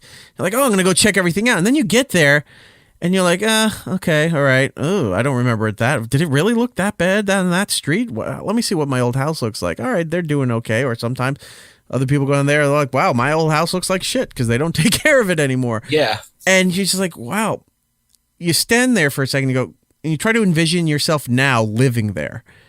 And you go, it's too far from Manhattan. It's too far from everything. There's nothing around here. It's like I can't function out here. Yeah, it's How awful. did I function out here for 21 years, but I can't do it now? Because it was just, it was just different then. It was easy. Well, one, it was easier to function then because at that point you still had all your friends still living there. So it was like still kind of like no one had really left yet. But then once people started leaving, right, it was to the point of like, oh, I should probably leave now too, because otherwise I'm going to be stuck here like that other dude who lives down the block who's been drinking beers in his driveway for the last 20 years. And I don't want to be that guy. So I better fucking leave and find something better. Because guess what? All the friends I had in high school that didn't leave are doing that. They just sit around all day, like in their driveway, like drinking beers and doing nothing. It's like that State sketch where Ken Marino and they're like, oh yeah, make a giant tossed salad truck, and then like, he's like, why don't you get a job? Why don't you do something right? Like that's Long Island in a nutshell. And then they leave, and then the parents sit down and go, so I got this idea, tossed salad. It's the same thing over and over. No, they sit down and they're like, you know what I could go for? A tossed salad. Yeah, but I don't want to make one. Oh, that's what it was. You're right. The idea to make the tossed salad. Yep. And they're wearing those shorts that are way too short. And like Ken Marino, and he was like, he was like, you're strangling me. I can't breathe. I can't do this. Look what you're doing. You're killing me out here. Like, that's such a Long Island conversation. Fuck that place. I can't agree with you more. All right, let's take a break. We come back. Let's reset and talk about happier things. Whole bunch of stuff in the world of TV and movies that we need to talk about. Some things that are being developed, some things that have been canceled, and some things just out of nowhere. Return dates. Yeah. A lot of return dates. And some things like, wait, why? Where did this come from? How is this being made? All this stuff we're going to talk about. Take a break. We'll be right back. You see what I'm saying, Wilson? Everybody likes eating salad, but nobody likes preparing them, right? So what we do is we make an enormous tossed salad in like the trunk of my car. Then we drive around the neighborhood, making mixed salad for everybody. All the neighbors make a lot of money. We call it the green machine? Yes, the green machine. Then we paint ourselves green, stick tomatoes in our ears. It's a promotional thing, you know. And Wally! I'm out here, Ma. Oh, I should have known. I thought maybe you went out to get a job. What am I nuts? I'm working on it, Ma. Don't you realize that I'm working on it? How could you be working on it when all you do is sit around the garage all day with Wilson? Sweetheart, why don't you try the Taco Hut? They're hiring. What am I nuts? What am I nuts? Ma, do I look Taco Hut to you? Wilson? No. Ma, do you even know what they do with that Taco Hut with their bovine growth hormones in their meat that have been medically proven to lower the sperm count in laboratory rats, Ma? Is that what you want, Ma? You want your son's sperm lowered, Ma? You want your grandchildren to be laboratory rats, Ma? Wilson? I would not like my grandchildren to be laboratory rats, no. Sweetheart, you have to get a job. Ma, I look for one every day, but I'm never gonna find one. Why? Because the man is keeping me down, Ma. Your father? No, Ma, the man, the big boy, the government guy, the gravy maker, the money taker, Ma. Whitey, Ma. Whitey's keeping me down. What am I nuts? It's all a conspiracy. Ain't that right, Wilson? Absolutely. Sweetheart, why don't you try getting a job at the bowling alley? Ma, what am I nuts? Grab me a stubby yellow pencil so I can start writing strikes and spare marks on my college degree. Sweetheart, I brought someone over to talk to you about getting a job. It's your Uncle Al. Ah! Hey, Wally, why don't you come with me, get a job at the docks? The docks? What am I nuts? Are my eyes bulging out? Is my face turning a turquoise color? I feel like I'm being choked by a blue collie. But Wally, everybody's working it. Uncle Al! Uncle Al, do I look like a cow? What am I nuts? Have I been talking in moose this whole time? I mean, that's a job for cattle. Pop! Get a job. What am I nuts? Get a job. But Dad, my sperm will evaporate. Get a job. But Pop, the man is keeping me down. Get a job. But Dad, the minimum wage is bad, Pop. It's bad. Wilson, go home. Get a job or you don't eat here anymore. A job? Hey, what am I nuts? That's a great idea. I'm gonna go get a job, then I'll come back here and get something to eat. You see, Al, you just gotta be stern with the boy. You know, these kids today, they get all these crazy ideas in their head. You know, Al, what I'm in the mood for? What is that, Rich? I am in the mood for a great big tossed salad. Oh, yeah, that sounds good. Yeah, me too. I don't feel like preparing one, though. But that's the thing, you know, preparing a salad is just such a pain in the ass to Right do. in the ass, right in the ass. It's Eric Nagel. It's Eric Nagel. We'll be right back. It's Eric Nagel. Follow the show on Twitter, Instagram, Snapchat, YouTube, and Facebook at It's Erik Nagel. Hey, this is Ben Edlund. You're listening to It's Erik Nagel with Ben Edlund and Erik Nagel. Welcome back to It's Erik Nagel. That is myself. That is Giddles here for segment 2. 3! 2. 2. Segment 2. Oh. Did I do segment? Oh shit! I did segment 2 by myself. Oh, you're back from the future. To 3. Segment 2. Looking at the box office from last weekend, coming in at number 1 is Avengers Endgame. Avengers, at this point in time, as of us doing the show here, is at $2.5 billion. It's on its way to beating Avatar domestically. Because domestically, in the United States, it's at $741 million. Avatar, the first one, because the other 4 haven't come out yet, the first one is at $760 million, so it's going to break that record very soon. But worldwide, the entire box office for Avatar is $2.787 billion. And worldwide, Endgame is at $2.534. I mean, it's going to keep going. It's probably going to break this $10 billion mark. Here's the thing. That was only its third weekend. We're going into its fourth weekend, which is probably not going to be number 1 because John Wick 3 comes out this weekend. Do you think John Wick 3 is going to unseat it? Like, I feel like it has a good chance, but it has a good chance because I'm looking at the theater release here, and it's in 3,800 theaters. So it has a good chance of at least domestically.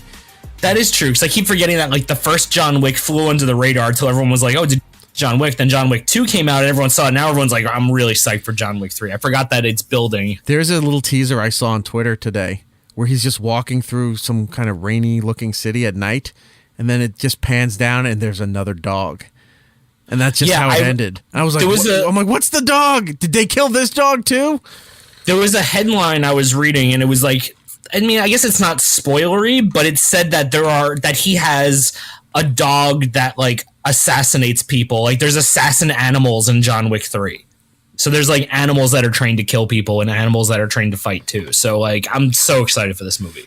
I just like the universe it takes place in, this just weird graphic novel-y film noir type just crazy world where like you kill a bunch of people and you leave gold coins on the desks and someone takes care of it for you. Like I like that kind of world. Well, so far all the reviews that have been coming in have been extremely favorable. I can't wait. Compared to like I enjoyed the second one. A lot of people didn't like the second one that much. I enjoyed it, but like I can understand why people didn't like it. Right. Because it was definitely like, hey, this is everything you liked in the first one. Here's more of that over. And while it was good in some parts, like the part with him and Common at the Oculus, like doing the little like under the arm shootout, trying to hit each other with the guns was amazing. Like I love that whole scene. And there was like some other scenes that were like a little over the top. You're like, okay, this is going too far. But I did like Peter Serafinowicz in it. And wait, isn't the hotel called the Continental? Yes. Okay.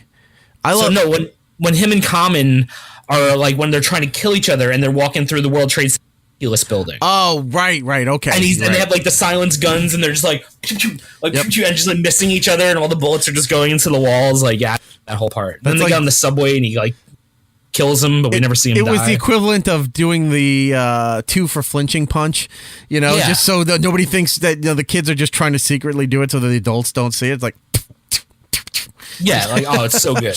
Well, Chapter 3 comes out this weekend. We'll get to that in a second. It's had an 88% positive review on Rotten Tomatoes from the critics because the audience hasn't seen it yet, but a lot of good buzz around for that movie, so I'm very excited. Coming in at number 2, debuting last weekend, was Pokemon Detective Pikachu. Surprisingly, I heard a lot of good things about this one too, that it was actually really good, even if you don't know the Pokemon world, that it was actually kind of fun to sit around and watch. I saw one review that just said, I didn't even care about the story. I would have just liked watching the world of people just interacting with Pokemon and just watched it like a reality show. Like I would have just enjoyed that, but the story itself was really good and fun. And Pokemon for me was after, like, I was like a little older when Pokemon came out, so like that came out and it was like Challenging Magic, which was like the game I was like really into at the time. I was like, what is this Pokemon kids bullshit? It's like that South Pokemon Park peaked in like 2000, right? Right, the late 90s, 2000. Was that when it really started? The fact that we have a Detective Pikachu movie coming out means it hasn't peaked yet. No, I mean as far as where it hit full throttle, as far as Nintendo's popularity of the games, the card games, the merchandising, all that stuff. I think it really started in the late 90s. Like it had been around for a little bit in the 90s, but I think when it really hit was towards the end of the 90s, beginning of the 2000s. Yeah, like it really blew up, and that's when like South Park made the Chin Pokemon episode, and everyone was just like, no one understood it because it was like such a fan. I got Shoe. Oh, I got Shoe. Yeah, exactly. Yeah, Kenny got Shoe. So I'm gonna I'll watch it. I don't think I'm gonna go to the theater to watch it, but I'll watch it when it comes on. I'll watch it when it comes out. Number 3 is The Hustle. That debuted last weekend. I don't even know what that is. The Hustle is... Oh, yeah. I keep forgetting. It's that movie with Anne Hathaway and Rebel Wilson, but nobody's talking about that. Number 4... Oh, I've seen the poster for it, but I've barely even seen the poster for it. Number 4 is that Dennis Quaid movie, The Intruder. And then number 5 is Long Shot, which is the Charlize Theron and Seth Rogen movie that Adam Sandler still points out is just a ripoff of every movie that Adam Sandler's ever made. Wait, what is the movie? It's called The Long Shot. Oh, I haven't heard anything about it. And I don't think there's really any need to follow up on that. And then Captain Marvel dropped from 5th place last week to 11, which is a big drop, but considering it's been in the theaters for 3 months, it's doing just fine. Well, that's the thing. I think it's been in the theater for 3 months. It was probably only kept in the top 5 for the last couple weeks because people trying to get ready for Endgame. Well, people trying to get ready for Endgame. People who missed Endgame because it was sold out and said, well, might as well watch the most recent one to refresh ourselves, type thing. Right. And yeah, I'm sure people are just tired of it at this point. I mean, and that's what happens when you get the drop from like 5 to 11.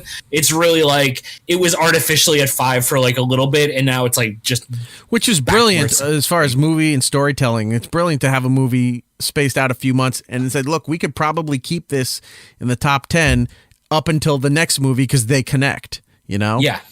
So Captain Marvel at this point made $1.2 billion, which is great.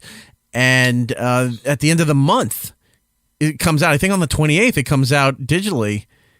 And I think the following week is Blu-ray and DVD release. So if you didn't, it's still in the theater, and it's to the point where now they're releasing the physical copies for you to buy at home.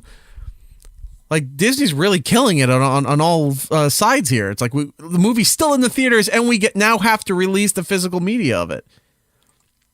Good for them.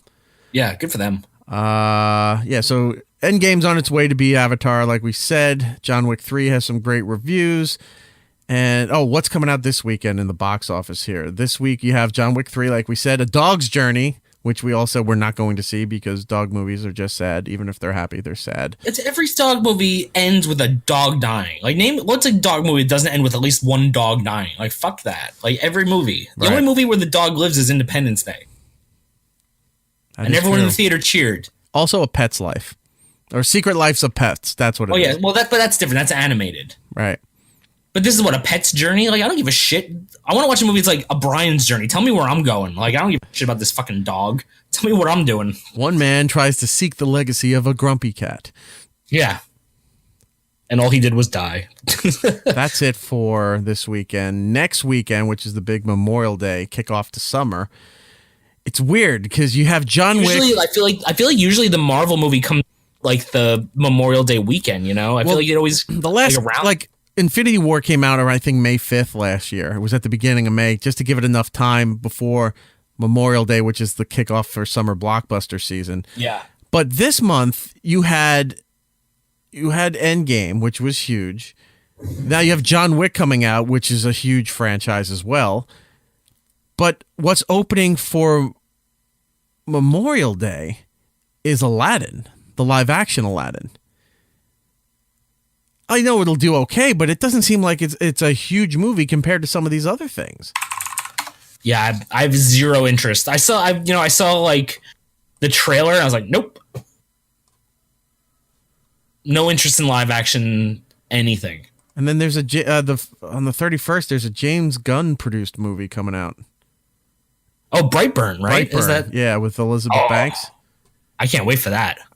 I don't remember if I saw the trailer, but I do think I want to see this. Dude, Brightburn is the one where the parents have the child and he's got superhero powers, but it turns out that he's actually the bad guy. So the kid is like the bad guy. And then a filmmaker who I follow regularly on Twitter was like, yo, I didn't see the trailers for this. And this is just a gory slasher film.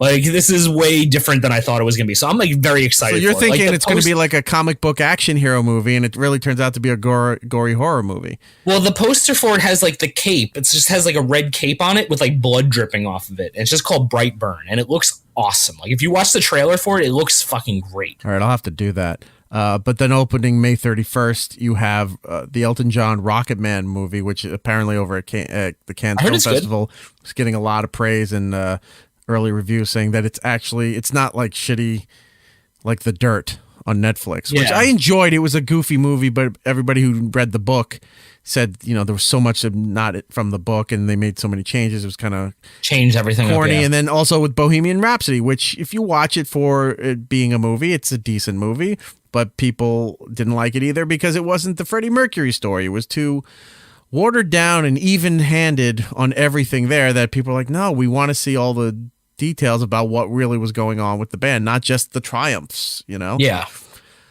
So on the 31st you have Rocket Man, but you also have Godzilla 2 King of Monsters, which I'm very excited for. I love Godzilla movies. Trying to see if anything in the DVD releases for this week. If you've got kids, you got the Lego Movie 2, the second part.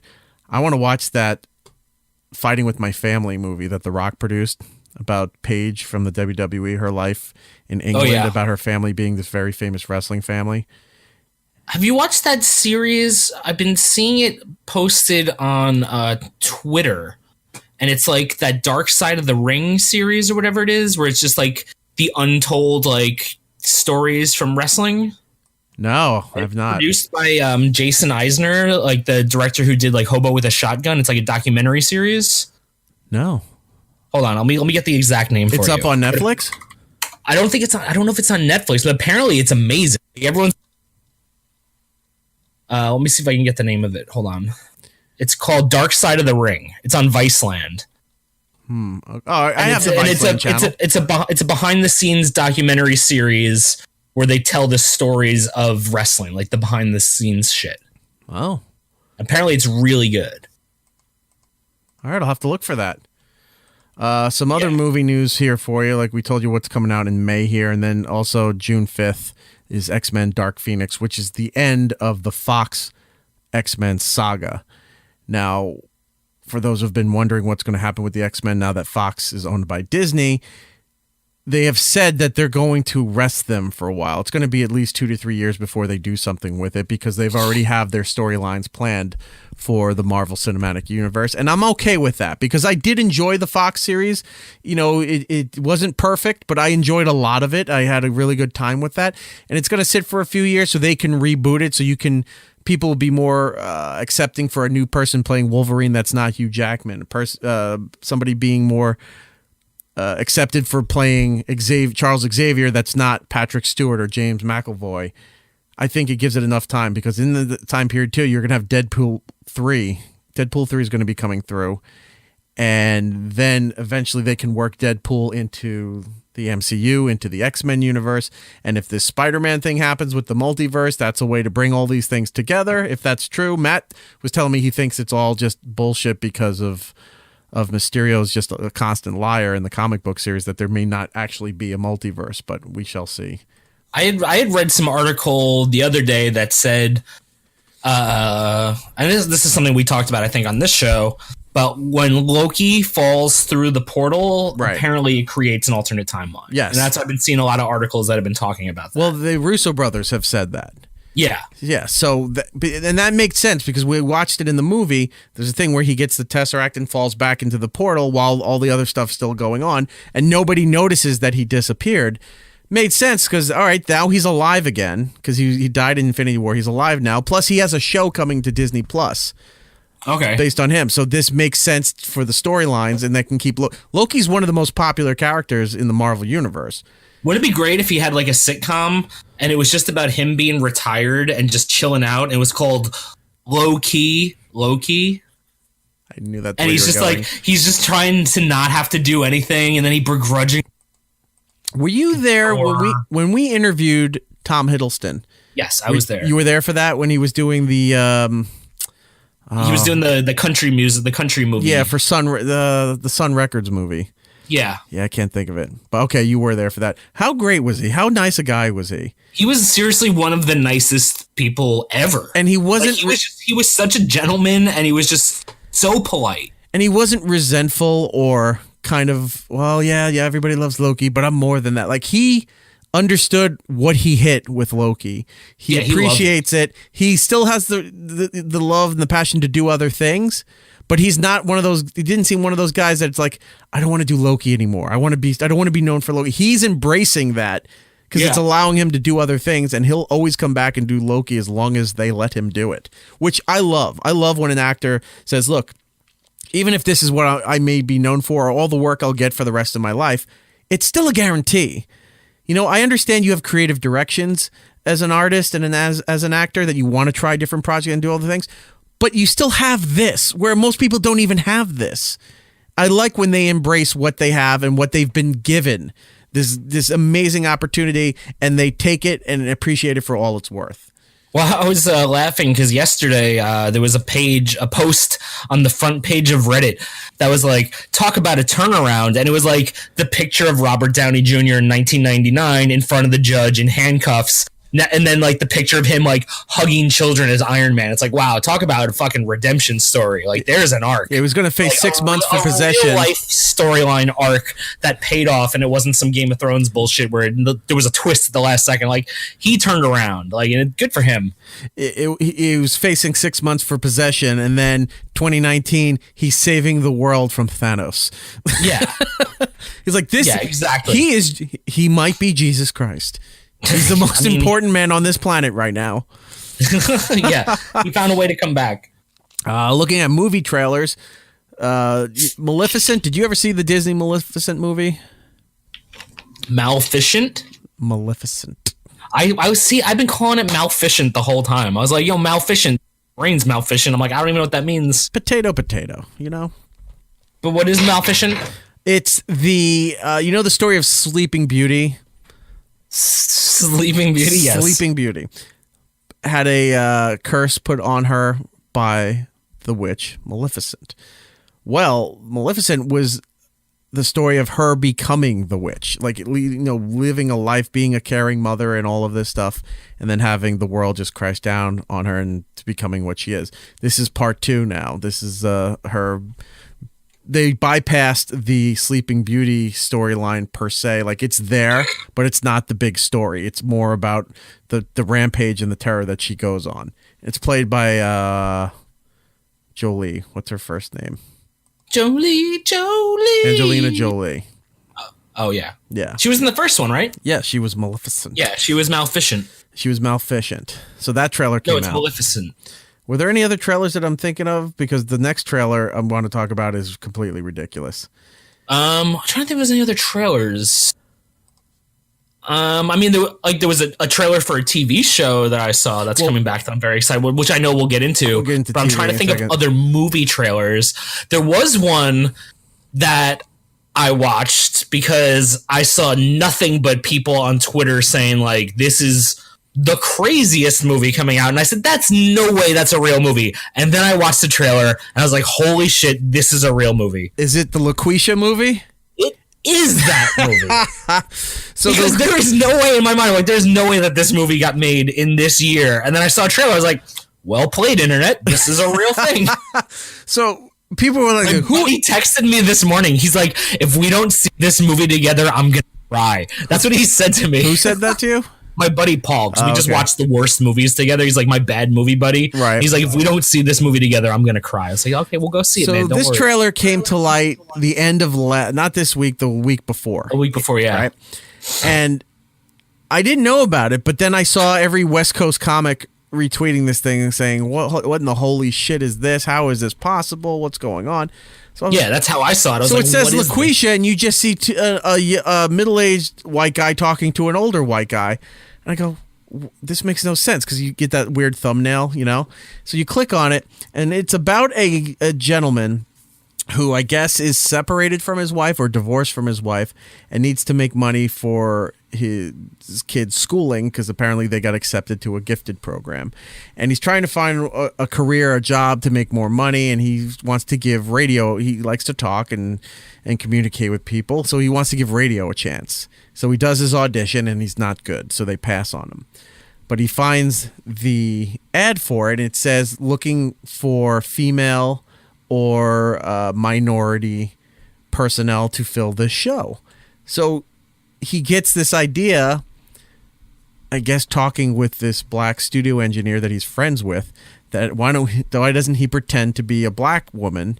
It covers all the, checks all the boxes, covers all the bases, and audition as that. So he records the sample of the show, sends it to them, and the stuffy old white general manager like, this is amazing, we gotta hire her. So they hire her sight unseen. They just set the whole thing up. They don't know what she looks like. And then it cuts to shots of him in the studio taking phone calls and saying outrageous things while doing a stereotypical sassy black woman voice. And then they cut to testimonials of people. I love LaQuisha. She's the best. She represents the heart of African-American women everywhere. And like all these people are supporting her. And it leads up to something about she's got to do a live appearance, and they're all freaking out of how they're going to do all of this stuff. And I think that was pretty much the rest of the trailer. They don't tell you how the rest of the story goes.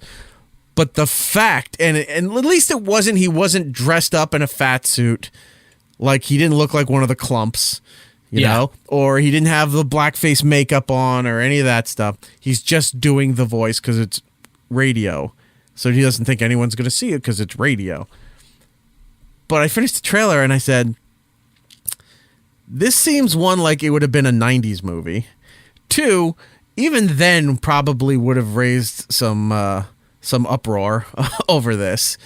Three, in today's climate, which I'll give him credit for having the balls to make this thing in today's world, because that's just a suicide note is what you're doing here. You just signed your death certificate to put this out.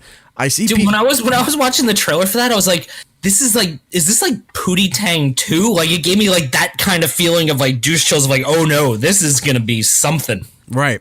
So then I see some more stuff posted about this movie. How people are questioning who paid for this movie? Who funded this movie? What studio greenlit this? Who would act? Who would accept a role in this thing? And one person wrote, well, it was written, directed, and produced and starred by the same guy. Yeah. Like, he raised the money for this movie. He got it. He shot everybody. He hired the people who did it. I mean, who would act in it. But he, for the most part, did almost everything himself. Just like a Tommy Wiseau type guy. Just like, I'm just making this own. This is the room. So now I'm waiting. Is it going to be a full movie? Did he just make this trailer? Like, to put it out there and says, look, we made it seem like it's a real movie, but it's going to be a trailer. What theaters are going to actually show this thing? Or is it going to be like a straight to on-demand video kind of release? I'm looking up right now to see. No, it says release date, July 12th, 2019. In theaters? It says release date. It doesn't say, let me see. It says on IMDb here. It just says July 12th.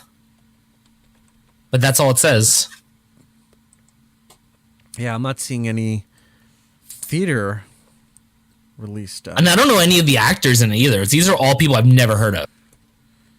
Jeremy Saville, Suzanne Diol, Tierra Parker, Jay Costello. Like, I don't know who any of these people are. But I will tell you this. Nobody on the cast list is named LaQuisha. So I'm guessing he's doing the voice. And then they reveal that it's him. They don't hire a black woman to, like when that old storyline for TV and movies where somebody might be an author of a popular book series and they don't want to reveal themselves and they put somebody else out there to be the face, and then they resent the fact that person's getting all the attention, and then the big reveal of who really was writing the book, that kind of thing. That's what I think this might be then. It says this movie was accepted into the San Luis Obispo International Film Festival, but was pulled and replaced with another movie before the screening. Oh my God. But despite this, the trailer still touts it as an official release. And then on IMDb, this is the best. Frequently asked questions. Question 1, is this a real movie? Question 2, just why with a question mark. Right. And question 3, which is probably my favorite question, does he literally rip a black woman's head in half and wear it while on the air like in the poster? It looks like the movie poster for it looks like, remember that scene in Total Recall when Arnold's wearing the old white woman's? Yeah, that's exactly the 2 weeks moment. That's exactly what it is. It is 2 weeks. Oh, what a train wreck. If this is in theaters, like, I understand that people would probably be very mad at me for supporting this movie, but this is, as a person who likes terrible movies, like, I don't get chances like this that often. Right. So I have to jump at it. Like, I have to go see this movie. And if anyone gets upset at me for spending money on this movie, I don't give a shit. I don't give a shit either. If it shows up on iTunes, I'll pay the $5 rental because I need to watch it just to know what this is, because I'm going to have to talk about it. I can't wait. If I get this, I'm going to do a whole fucking stream on it for like 3 hours. I'm going to talk about the whole movie. It's going to be great. So there's that. The LaQuisha movie trailer is up on YouTube if you want to look for that. Some other movie notes. So remember we were talking a while back, The Spanish Conjuring? Yes. The title I couldn't pronounce because of all the L's. So that movie was mistakenly played in place of Detective Pikachu, and it traumatized the children that were in the theater to watch this movie. Yep. That's hysterical, because that's something you always goof about happening and never does. And if also, it does, how long did it get into the movie before they realized, hey, this isn't Detective Pikachu? I mean, I'm guessing that something really horrific happens very fast in the beginning of that other movie for kids to get scared, because it takes a while for that stuff to happen in movies. Right. Now, when you hear something like... I feel like, how long would you go before you're like, wait a second, this didn't say Detective Pikachu in the beginning? When something like this happens, usually the story goes that somehow a feed dropped out and porno accidentally played. You know, that's usually what the story is when something like this happens. Never is it that because you'd hear like a porno played on Disney XD for like 5 seconds accidentally when the switcher who was watching something else hit the wrong thing, and that's usually what happens. Never is it that a horror movie is joined in progress for children, a theater packed full of children, to watch Detective Pikachu. I'm trying to. It's not really saying what the scene was that showed up in there, but I'm just assuming like people like they needed Detective Pikachu on the case to figure out how the other movie got shown. Like that's the plot of Detective Pikachu. Like who put Los Llanos or whatever it was called. I forgot the name of it. So it's a movie theater in Montreal, Quebec, and the families were all in there waiting for the movie to start, and then it just jumped into a scene from The Spanish Conjuring. That's really funny. I think that's hilarious. More things like that need to happen. These kids need a wake-up call. Shit sucks. Like, they got it easy in America. Like, all they gotta do is, like, the worst thing that happens to them is they saw a ghost instead of Detective Pikachu. Like, that's not bad. Other horror news, and then we'll get on to television stuff. Chris Rock, it's been announced, is going to write and produce the next Saw installment. Ooh. For the franchise, to try to give it a little shot of life into that aging franchise. I mean, I like most of the Saw movies for what they are. The first 4, I would argue, are actually all very... And like, all up very until what? 4, like the first 4 Saws, I would say are definitely worth watching. And then after that, like they really start to trickle off, but the first couple are pretty good. Like they're not that bad. And I then know the ending to it. Much of itself. I know the ending to the first one, but I've never sat down and watched any of the movies. Dude, they're great. I would say they're so much fun. It's kind of like Final Destination in a way, where it's like it's a little Rube Goldberg-y, like how people are gonna die. Right. But I would definitely say it's worth it to watch the first 4. And then after that, whichever ones you see, you see them, but they all just kind of like become the same movie again. Like there was one I thought I hadn't seen, and I put it on. I was like, oh, I haven't seen this one. There was that one that came out like a year and a half ago. It was like a new Saw, and I forgot what it was called. but it wasn't very good. Huh. You know, Chris Rock's going to redo it? Maybe. I don't know. I was thinking for this summer. Last summer, I started. Most people have their summer reading list. Either their schools give a list to the parents for their children to read going into the next grade, or people just make their own list and like, look, I have all these books I've been meaning to read. This is what I'm going to do this summer and read those books. I made my summer viewing list, which I've continued throughout the year. As we've talked about on the show for a while, there was a whole list of movies that I know everybody else has seen, but I have not seen. Right? The first movie I watched off that list was the original Terminator, which freaked a lot of people out because they would have thought that they thought I would have seen that movie by now since it came out in the 80s, and I did not. And I enjoyed it. It was very 80s specific, like the look, the feel, and everything, but it was still a lot of fun, and I get why it's a classic and why it's so beloved by people.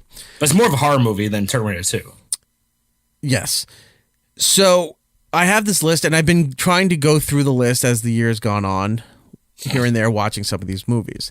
So I was trying to think about what I could do for this summer, because should I add more stuff to the list, or is there something new that I could do with it? So what I'm thinking I'm going to do for the summer is franchises that people loved and have seen that I've never seen. Okay. So that's a good idea. I think I'm going to add Saw to this list. Yeah, do it. So I've never seen any of the Saw stuff, so I'll add Saw to that. I have the Hunger Games franchise, which I've never seen. Never seen. I have the Girl with the Dragon Tattoo. The Swedish movies, I have them. I have all the Swedish movies, and then there's 2 American versions that are out. I've never seen any of them, so that's going to be on the list. Have you ever seen any of the Feast movies? No, I don't even know what that is. Oh, man. I feel like you should watch it. The Feast 3. There's 3 movies. The first Feast has Jason Mewes in it. Really? Okay. Yes. The first Feast was the winner of the first season of Project Greenlight. It was the movie that got made from that show. Remember that show with Matt Damon and Ben Affleck? Ben Affleck, and they would produce the movie. So the movie that won was Feast. It was about these like alien creatures that are just like killing and eating people. The great part about the series is that they introduce people consistently who you think are gonna like last a long time, and then they die literally 4 seconds later. Some guy shows up and is like, "I'm here to help," and then he gets shot in the face. You're like, oh shit, I guess that guy's not here to help. But definitely recommend watching it, because the Feast 3 might have the greatest ending of any movie of all time. And I'm not saying that out of, like hyperbole. If you watch this, it is the craziest ending to a movie ever. And that's all I'll say. Like, you can Google it. Okay. And just go on YouTube and go. If you don't want to watch all 3 of the Feast movies, and I'd say you could probably skip Feast 2 because it's not that good, but Feast 3 is great. Go on YouTube and type in Feast 3 ending, and you will see what happens when someone has to make the third part of a movie and has no idea how to end it. Okay. That's the only spoiler I'll give, is that they had no idea how to end this series, and they found a way to end it. And like, let's just put it at that. And if you watch it, you will be like, this is the greatest thing I've ever seen. Was it the ending of Holy Grail where the cops just show up? Dude, if that does not happen this week on Game of Thrones, I'm going to be so upset. Like, they show up, they're like putting the dragon in hand. All right, clear this up. No permits. Everyone, move along. Final movie news, and then we get into TV stuff here. Back to the Future. We talked to Bob Gale on the show years ago for the 30th anniversary. Yep. And he assured us, like he assured everybody else, that they will never allow Back to the Future to be rebooted. Yep. Well, that's all well and good. Because news now has come out that Back to the Future is going to be made into a musical. Oh, no. Now, listen to this. It was originally scheduled to open in 2015, but they had production problems and casting problems and what have you.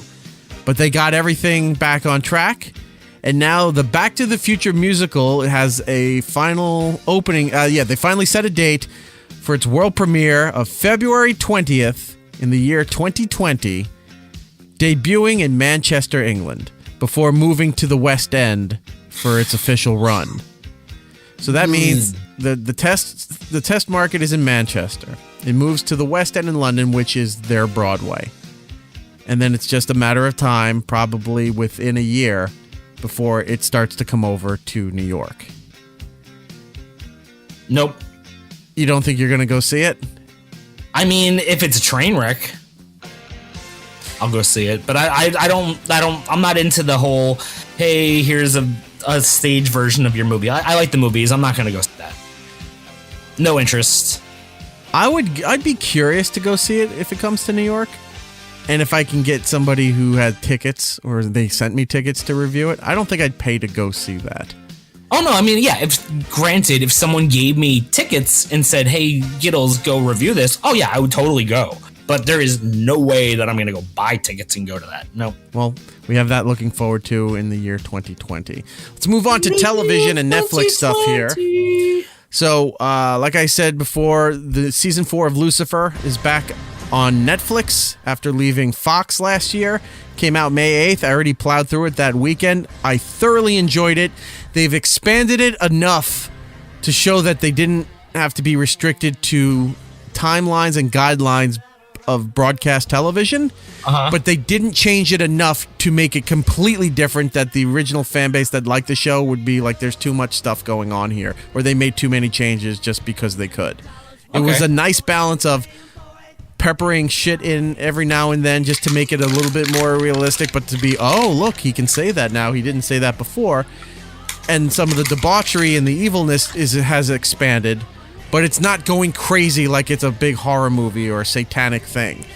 They really did a nice balance of here's a little bit of this, but not enough of that, and it has great potential going into season 5 for what they can do with it now by doing it the way that they did.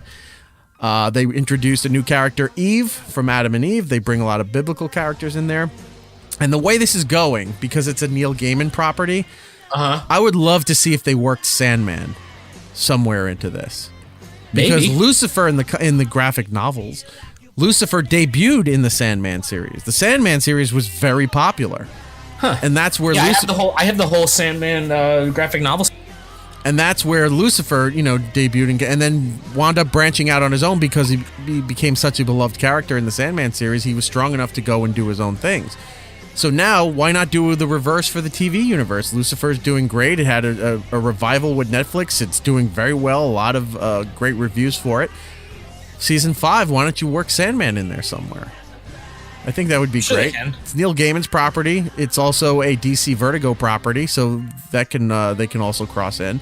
And if they could work it out the right way, Warner Brothers doesn't usually like to do these kind of things for some reason, but they have an opening to bring Constantine into Lucifer at some point if they wanted to. The guy who plays Constantine right now, Matt Ryan, we've had on the program a bunch of times, doing great as Constantine, but it's a bit more comic booky for Legends of Tomorrow on the CW.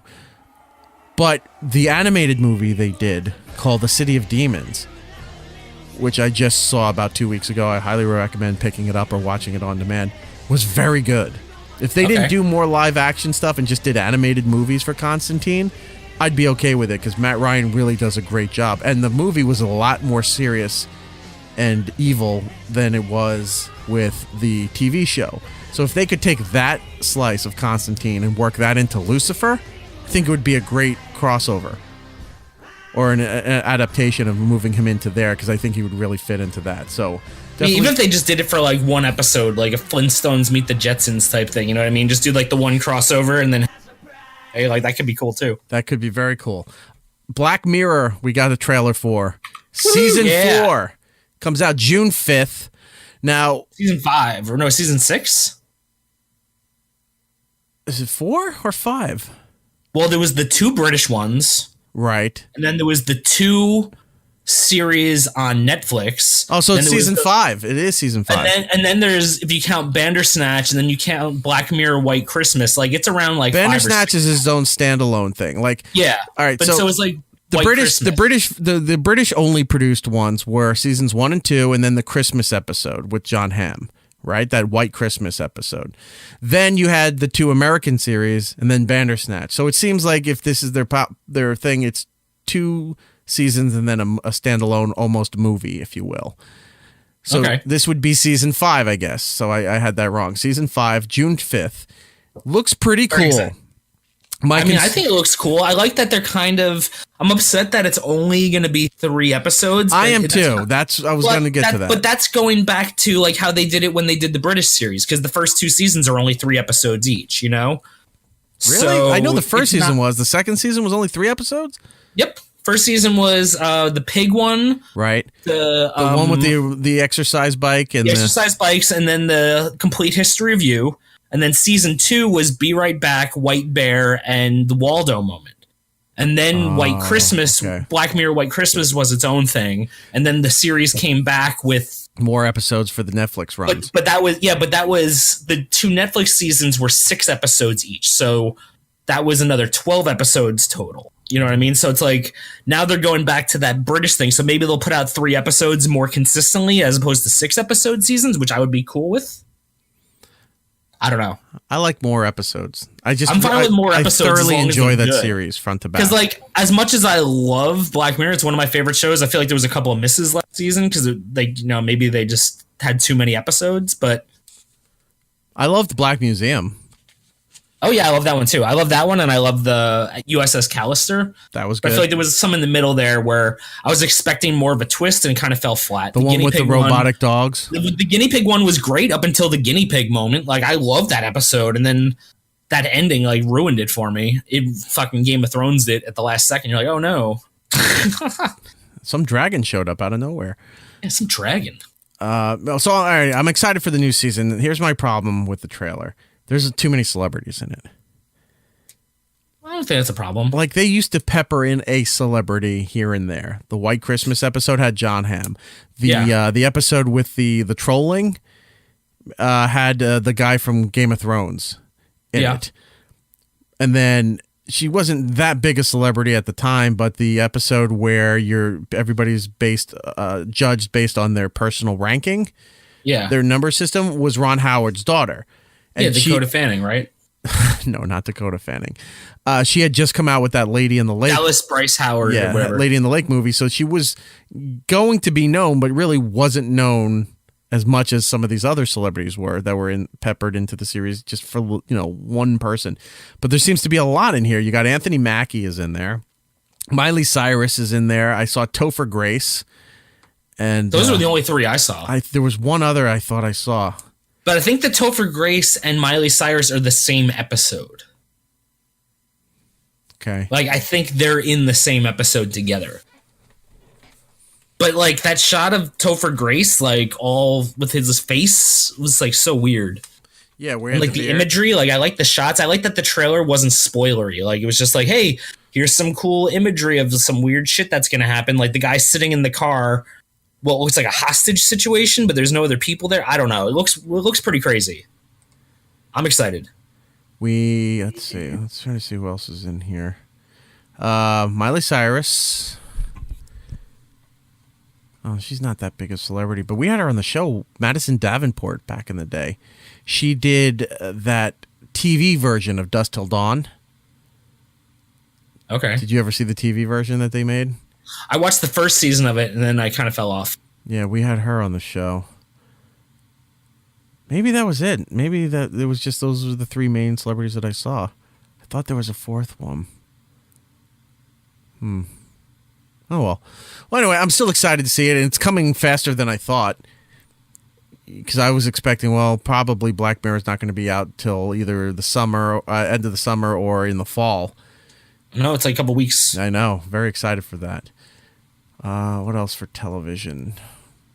Good Omens starts next week, which is another Neil Gaiman property. It's available on Amazon Prime, starring David Tennant, which I'm very excited about that. Oh, you saw that trailer. You were going to tell me about that trailer for that. We had talked about The Watchers last week, was a new HBO show. The Watchmen, sorry. It was a new trailer last week. This week was another HBO series that's coming with Fred Armisen, but it's all in Spanish. Yes, it's called Los Espookies.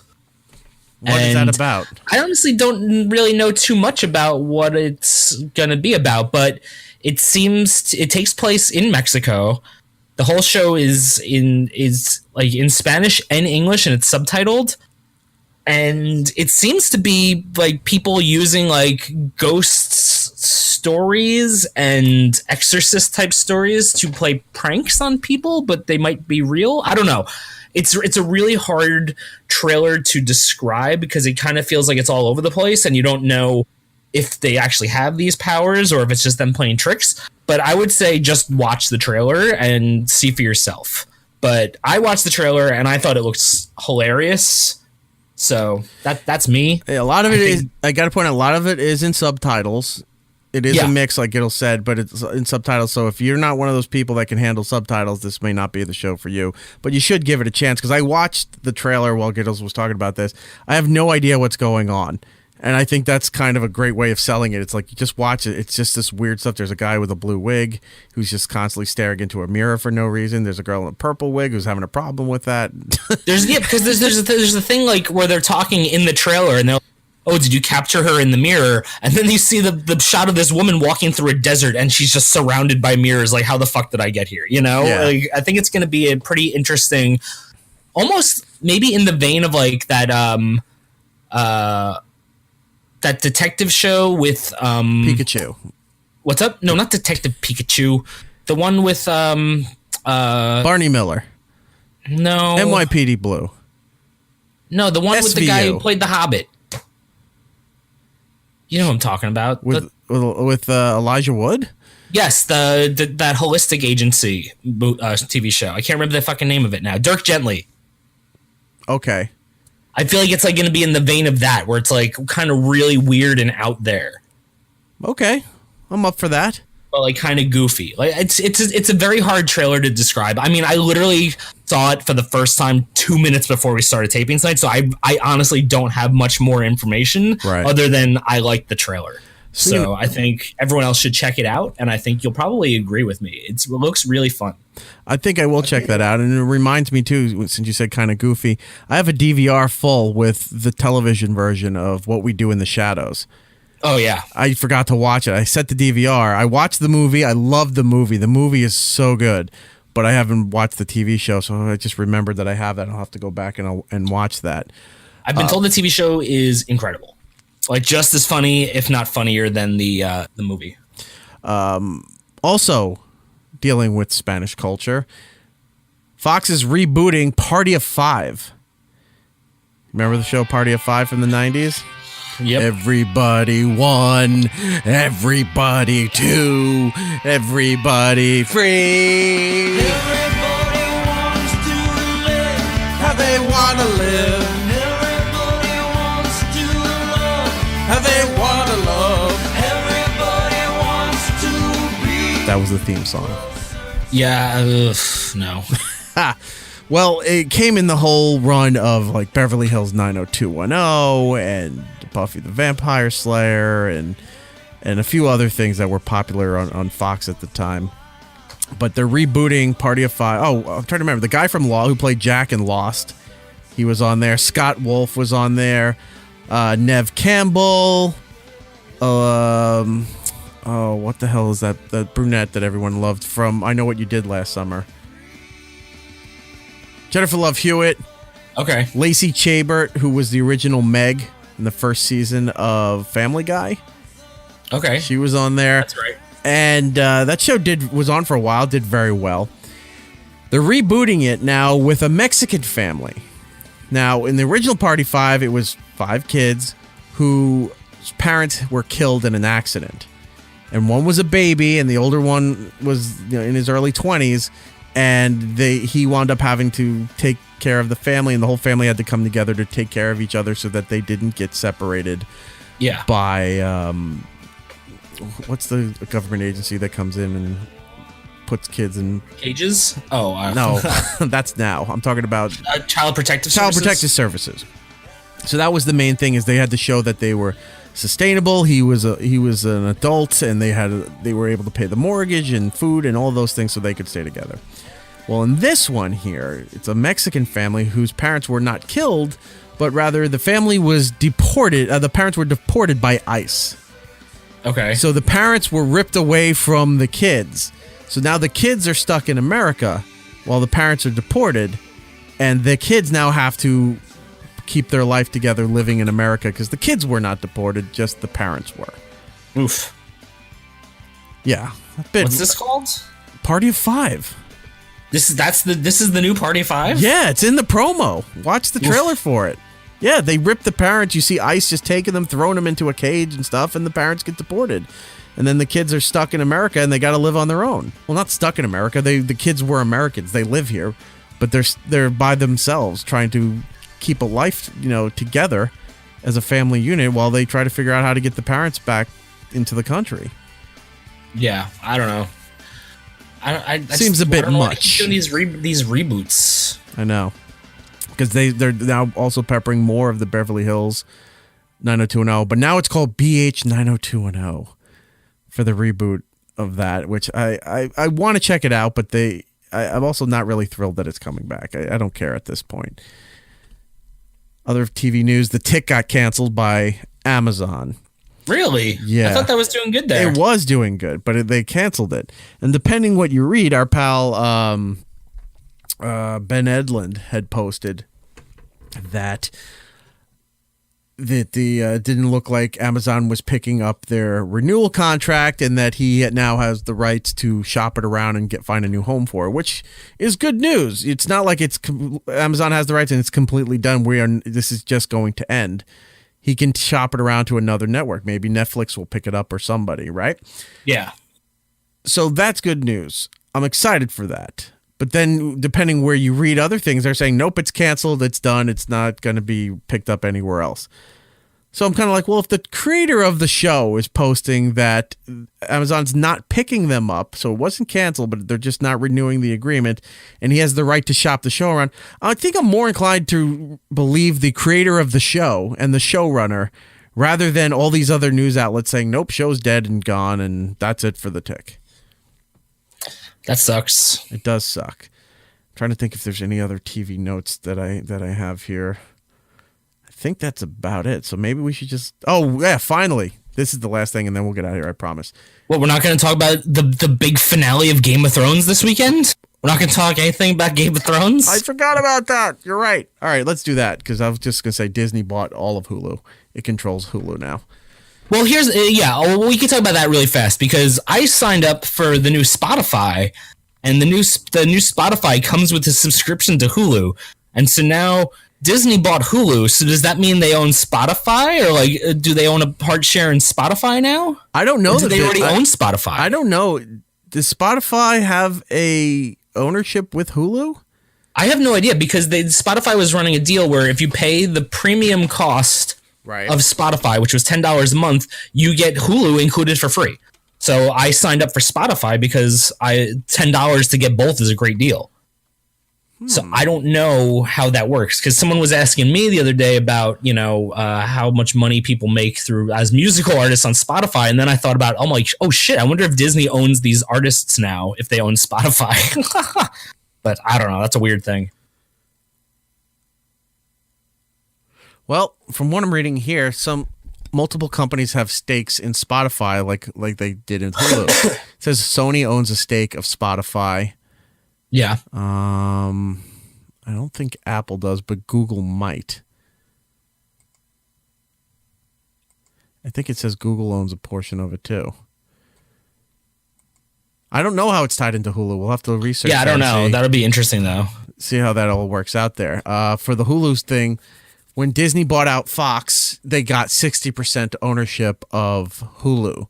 But then they made a deal with Comcast, who Comcast in the past was trying to outbid Disney to buy the Fox properties to join Comcast, NBC, Universal. Made a deal with Disney to give up their ownership of Hulu to Disney, which now effective immediately owns 100% of Hulu, but has to keep the licensing agreements with NBC, CBS, Fox, not Fox and ABC, but NBC, CBS, of their properties that are airing on Hulu. Now, for most people, if they didn't have cable, they were watching new TV episodes through Hulu, because once it aired, it was right there on Hulu. It wasn't like waiting a day or two for on demand. If it was going to air on TV that night at Thursday at 8 p.m., it was available on Hulu for you to watch.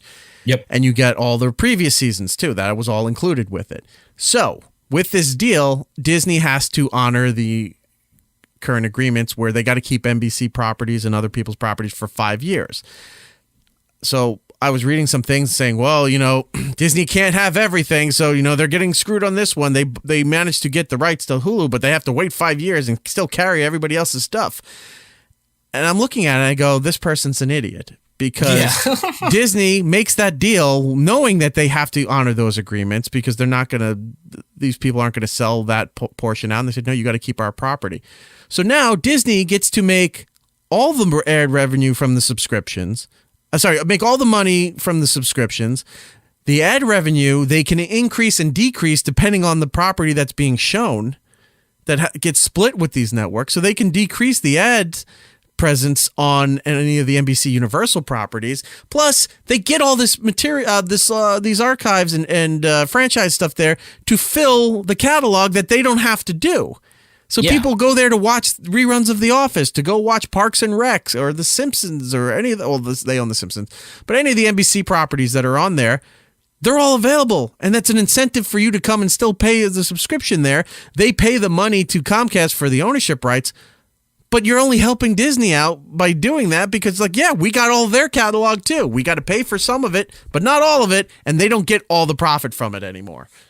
But at what point do we say you own too much Disney? Do we just let them buy everything? Is that what's just going to happen? I don't get it, because something like a monopoly, because it's not like they're running an industry. They're just buying pieces of an industry. Well, some of it is still not regulated in that sense. The internet still in a lot of ways is the Wild West. But as far as, say, television broadcasting goes, right? They bought the Fox stuff, but they didn't buy the Fox stations. So they're not owning two major networks in the United States. Fox is still owned by News Corp, but they're going to have all different programming. Like going into the 2019-2020 season is going to be a lot of sports programming and a lot of news stuff in there. You're not going to have the shows that 20th Century Fox was and Fox Studios was providing for the Fox network. That's all Disney now. So they don't own the Fox network. Fox News Corp still owns that. Gotcha. Okay. So that doesn't violate monopoly rules or FCC violations for that. So they're not doing anything wrong as far as broadcast television goes. Cable television doesn't have those rules. You can own a bunch of different things on cable television because it's not broadcasting anywhere and it's not regulated like that. And they do. They have that Freeform channel. They have now the FXX channel, the FX channel. They have, because that's not part of Fox anymore. They have National Geographic is now part of Disney, which wasn't before. That was a Fox property. All that stuff isn't regulated like that, so they can have all those channels that they want. Hulu, streaming services, that's not a monopoly either, because somebody can technically go out and they don't have to have a broadcast license to make a company. They could go and start their own streaming service. If they could get the licenses to stream, if they can get the ads, they can get the subscribers, they're allowed to do it. Nothing's stopping them. It's just people have to want to work with them to do that. So them buying up Hulu is just them buying another company online. It's not preventing other networks from starting their own streaming stuff or doing their own thing. That's where it gets weird, because I understand what you're saying. It's like, well, Disney owns all of this stuff. Why doesn't everyone go after Disney? Because they own all of it. That's fine. But they're owning properties, but they're not preventing anybody else from being allowed to do that, because there's just infinite space to make those things. It's just a matter of people are going to want to go and subscribe to that. Somebody much smarter than I, I'm sure, will write in and tell us the exact specifics of these business deals. But as far as right now, they own a lot of shit, but they're not monopolizing anything. That's the thing. It's not like I said, it's not like a monopoly type thing where they're like an energy company and you can't get energy without going through them. They're just buying properties, and if you want to watch those properties, they have them. But it's not like, I don't feel like that's a monopoly type thing. I guess maybe it is. Like if you can only watch it through them, I guess so. But I don't know. It just feels different to me. Like I said, it's not like someone's not giving you power to your house or something like that. It's not like all we have is this one sewage plant. So we have to we have no competition, or like all we have is the MTA. We don't have a competitive subway. So technically the MTA has a monopoly on the system, but they have no competitors. So is it really a monopoly? I don't know how that works with media. Yeah. If Disney say they went down and they bought Verizon, right? And then they managed to buy AT&T Wireless or Sprint, then you got a problem, because you're buying up the even though they're private companies or they're public companies invested, I'm not 100% sure, but they're also sort of a utility. Yep, because they're a phone service.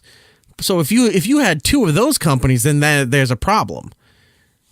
But they're not. They own a lot of property. They just own a lot of things. But it's a little bit of everything they own. They're not preventing other people from being able to do the same. It's letting the marketplace dictate that. When Paramount put out their own streaming service, when they pulled all their stuff from Netflix back in the day, it didn't work out. Warner Brothers did it. It's sort of okay. HBO did it, and they have HBO Go, which is doing okay for them. They had the ability to do so. It's not like Netflix prevented them, said, you're not allowed to do a streaming service because we do a streaming service. That's where it falls down to. And that's where the internet gets pretty hairy, because you can do a lot of shit on the internet that's still not regulated. Yeah. Interesting. I don't know. So that's happening.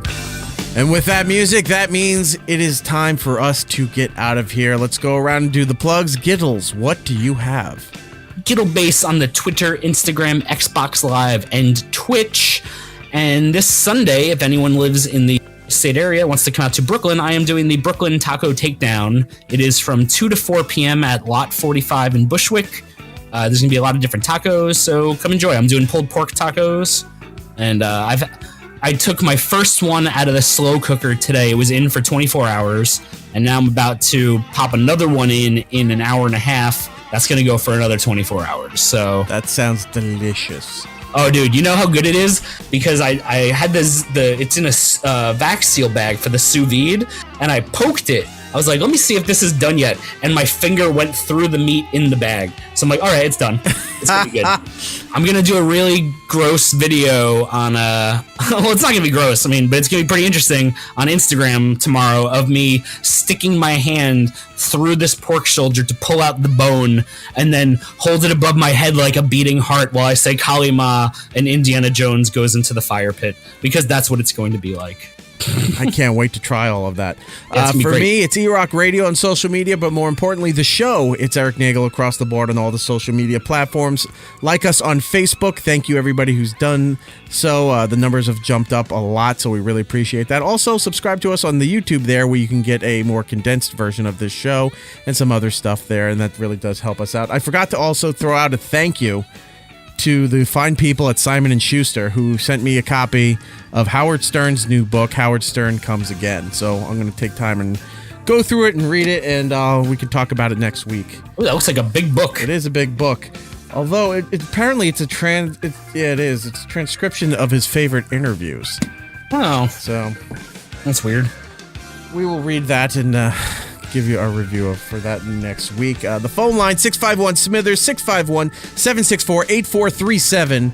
If you want to leave a message to be used on future programs. And I think that's about it. So until the next time, everybody, be excellent to each other. And have a wonderful time. And we'll be seeing you. It's Erik Nagel. I can't think of the finish. That's strange, and I can't think of anything else. Alas, we're out of time. Follow It's Erik Nagel on Twitter, Facebook, and Instagram. For ways to listen to the show, go to itseriknagel.com. And remember to tell 2 friends so they can tell 2 friends. And they can tell 2 friends. And they can tell 2 And those 2 friends. friends can tell 2 friends. And those 2 friends can tell 2 friends.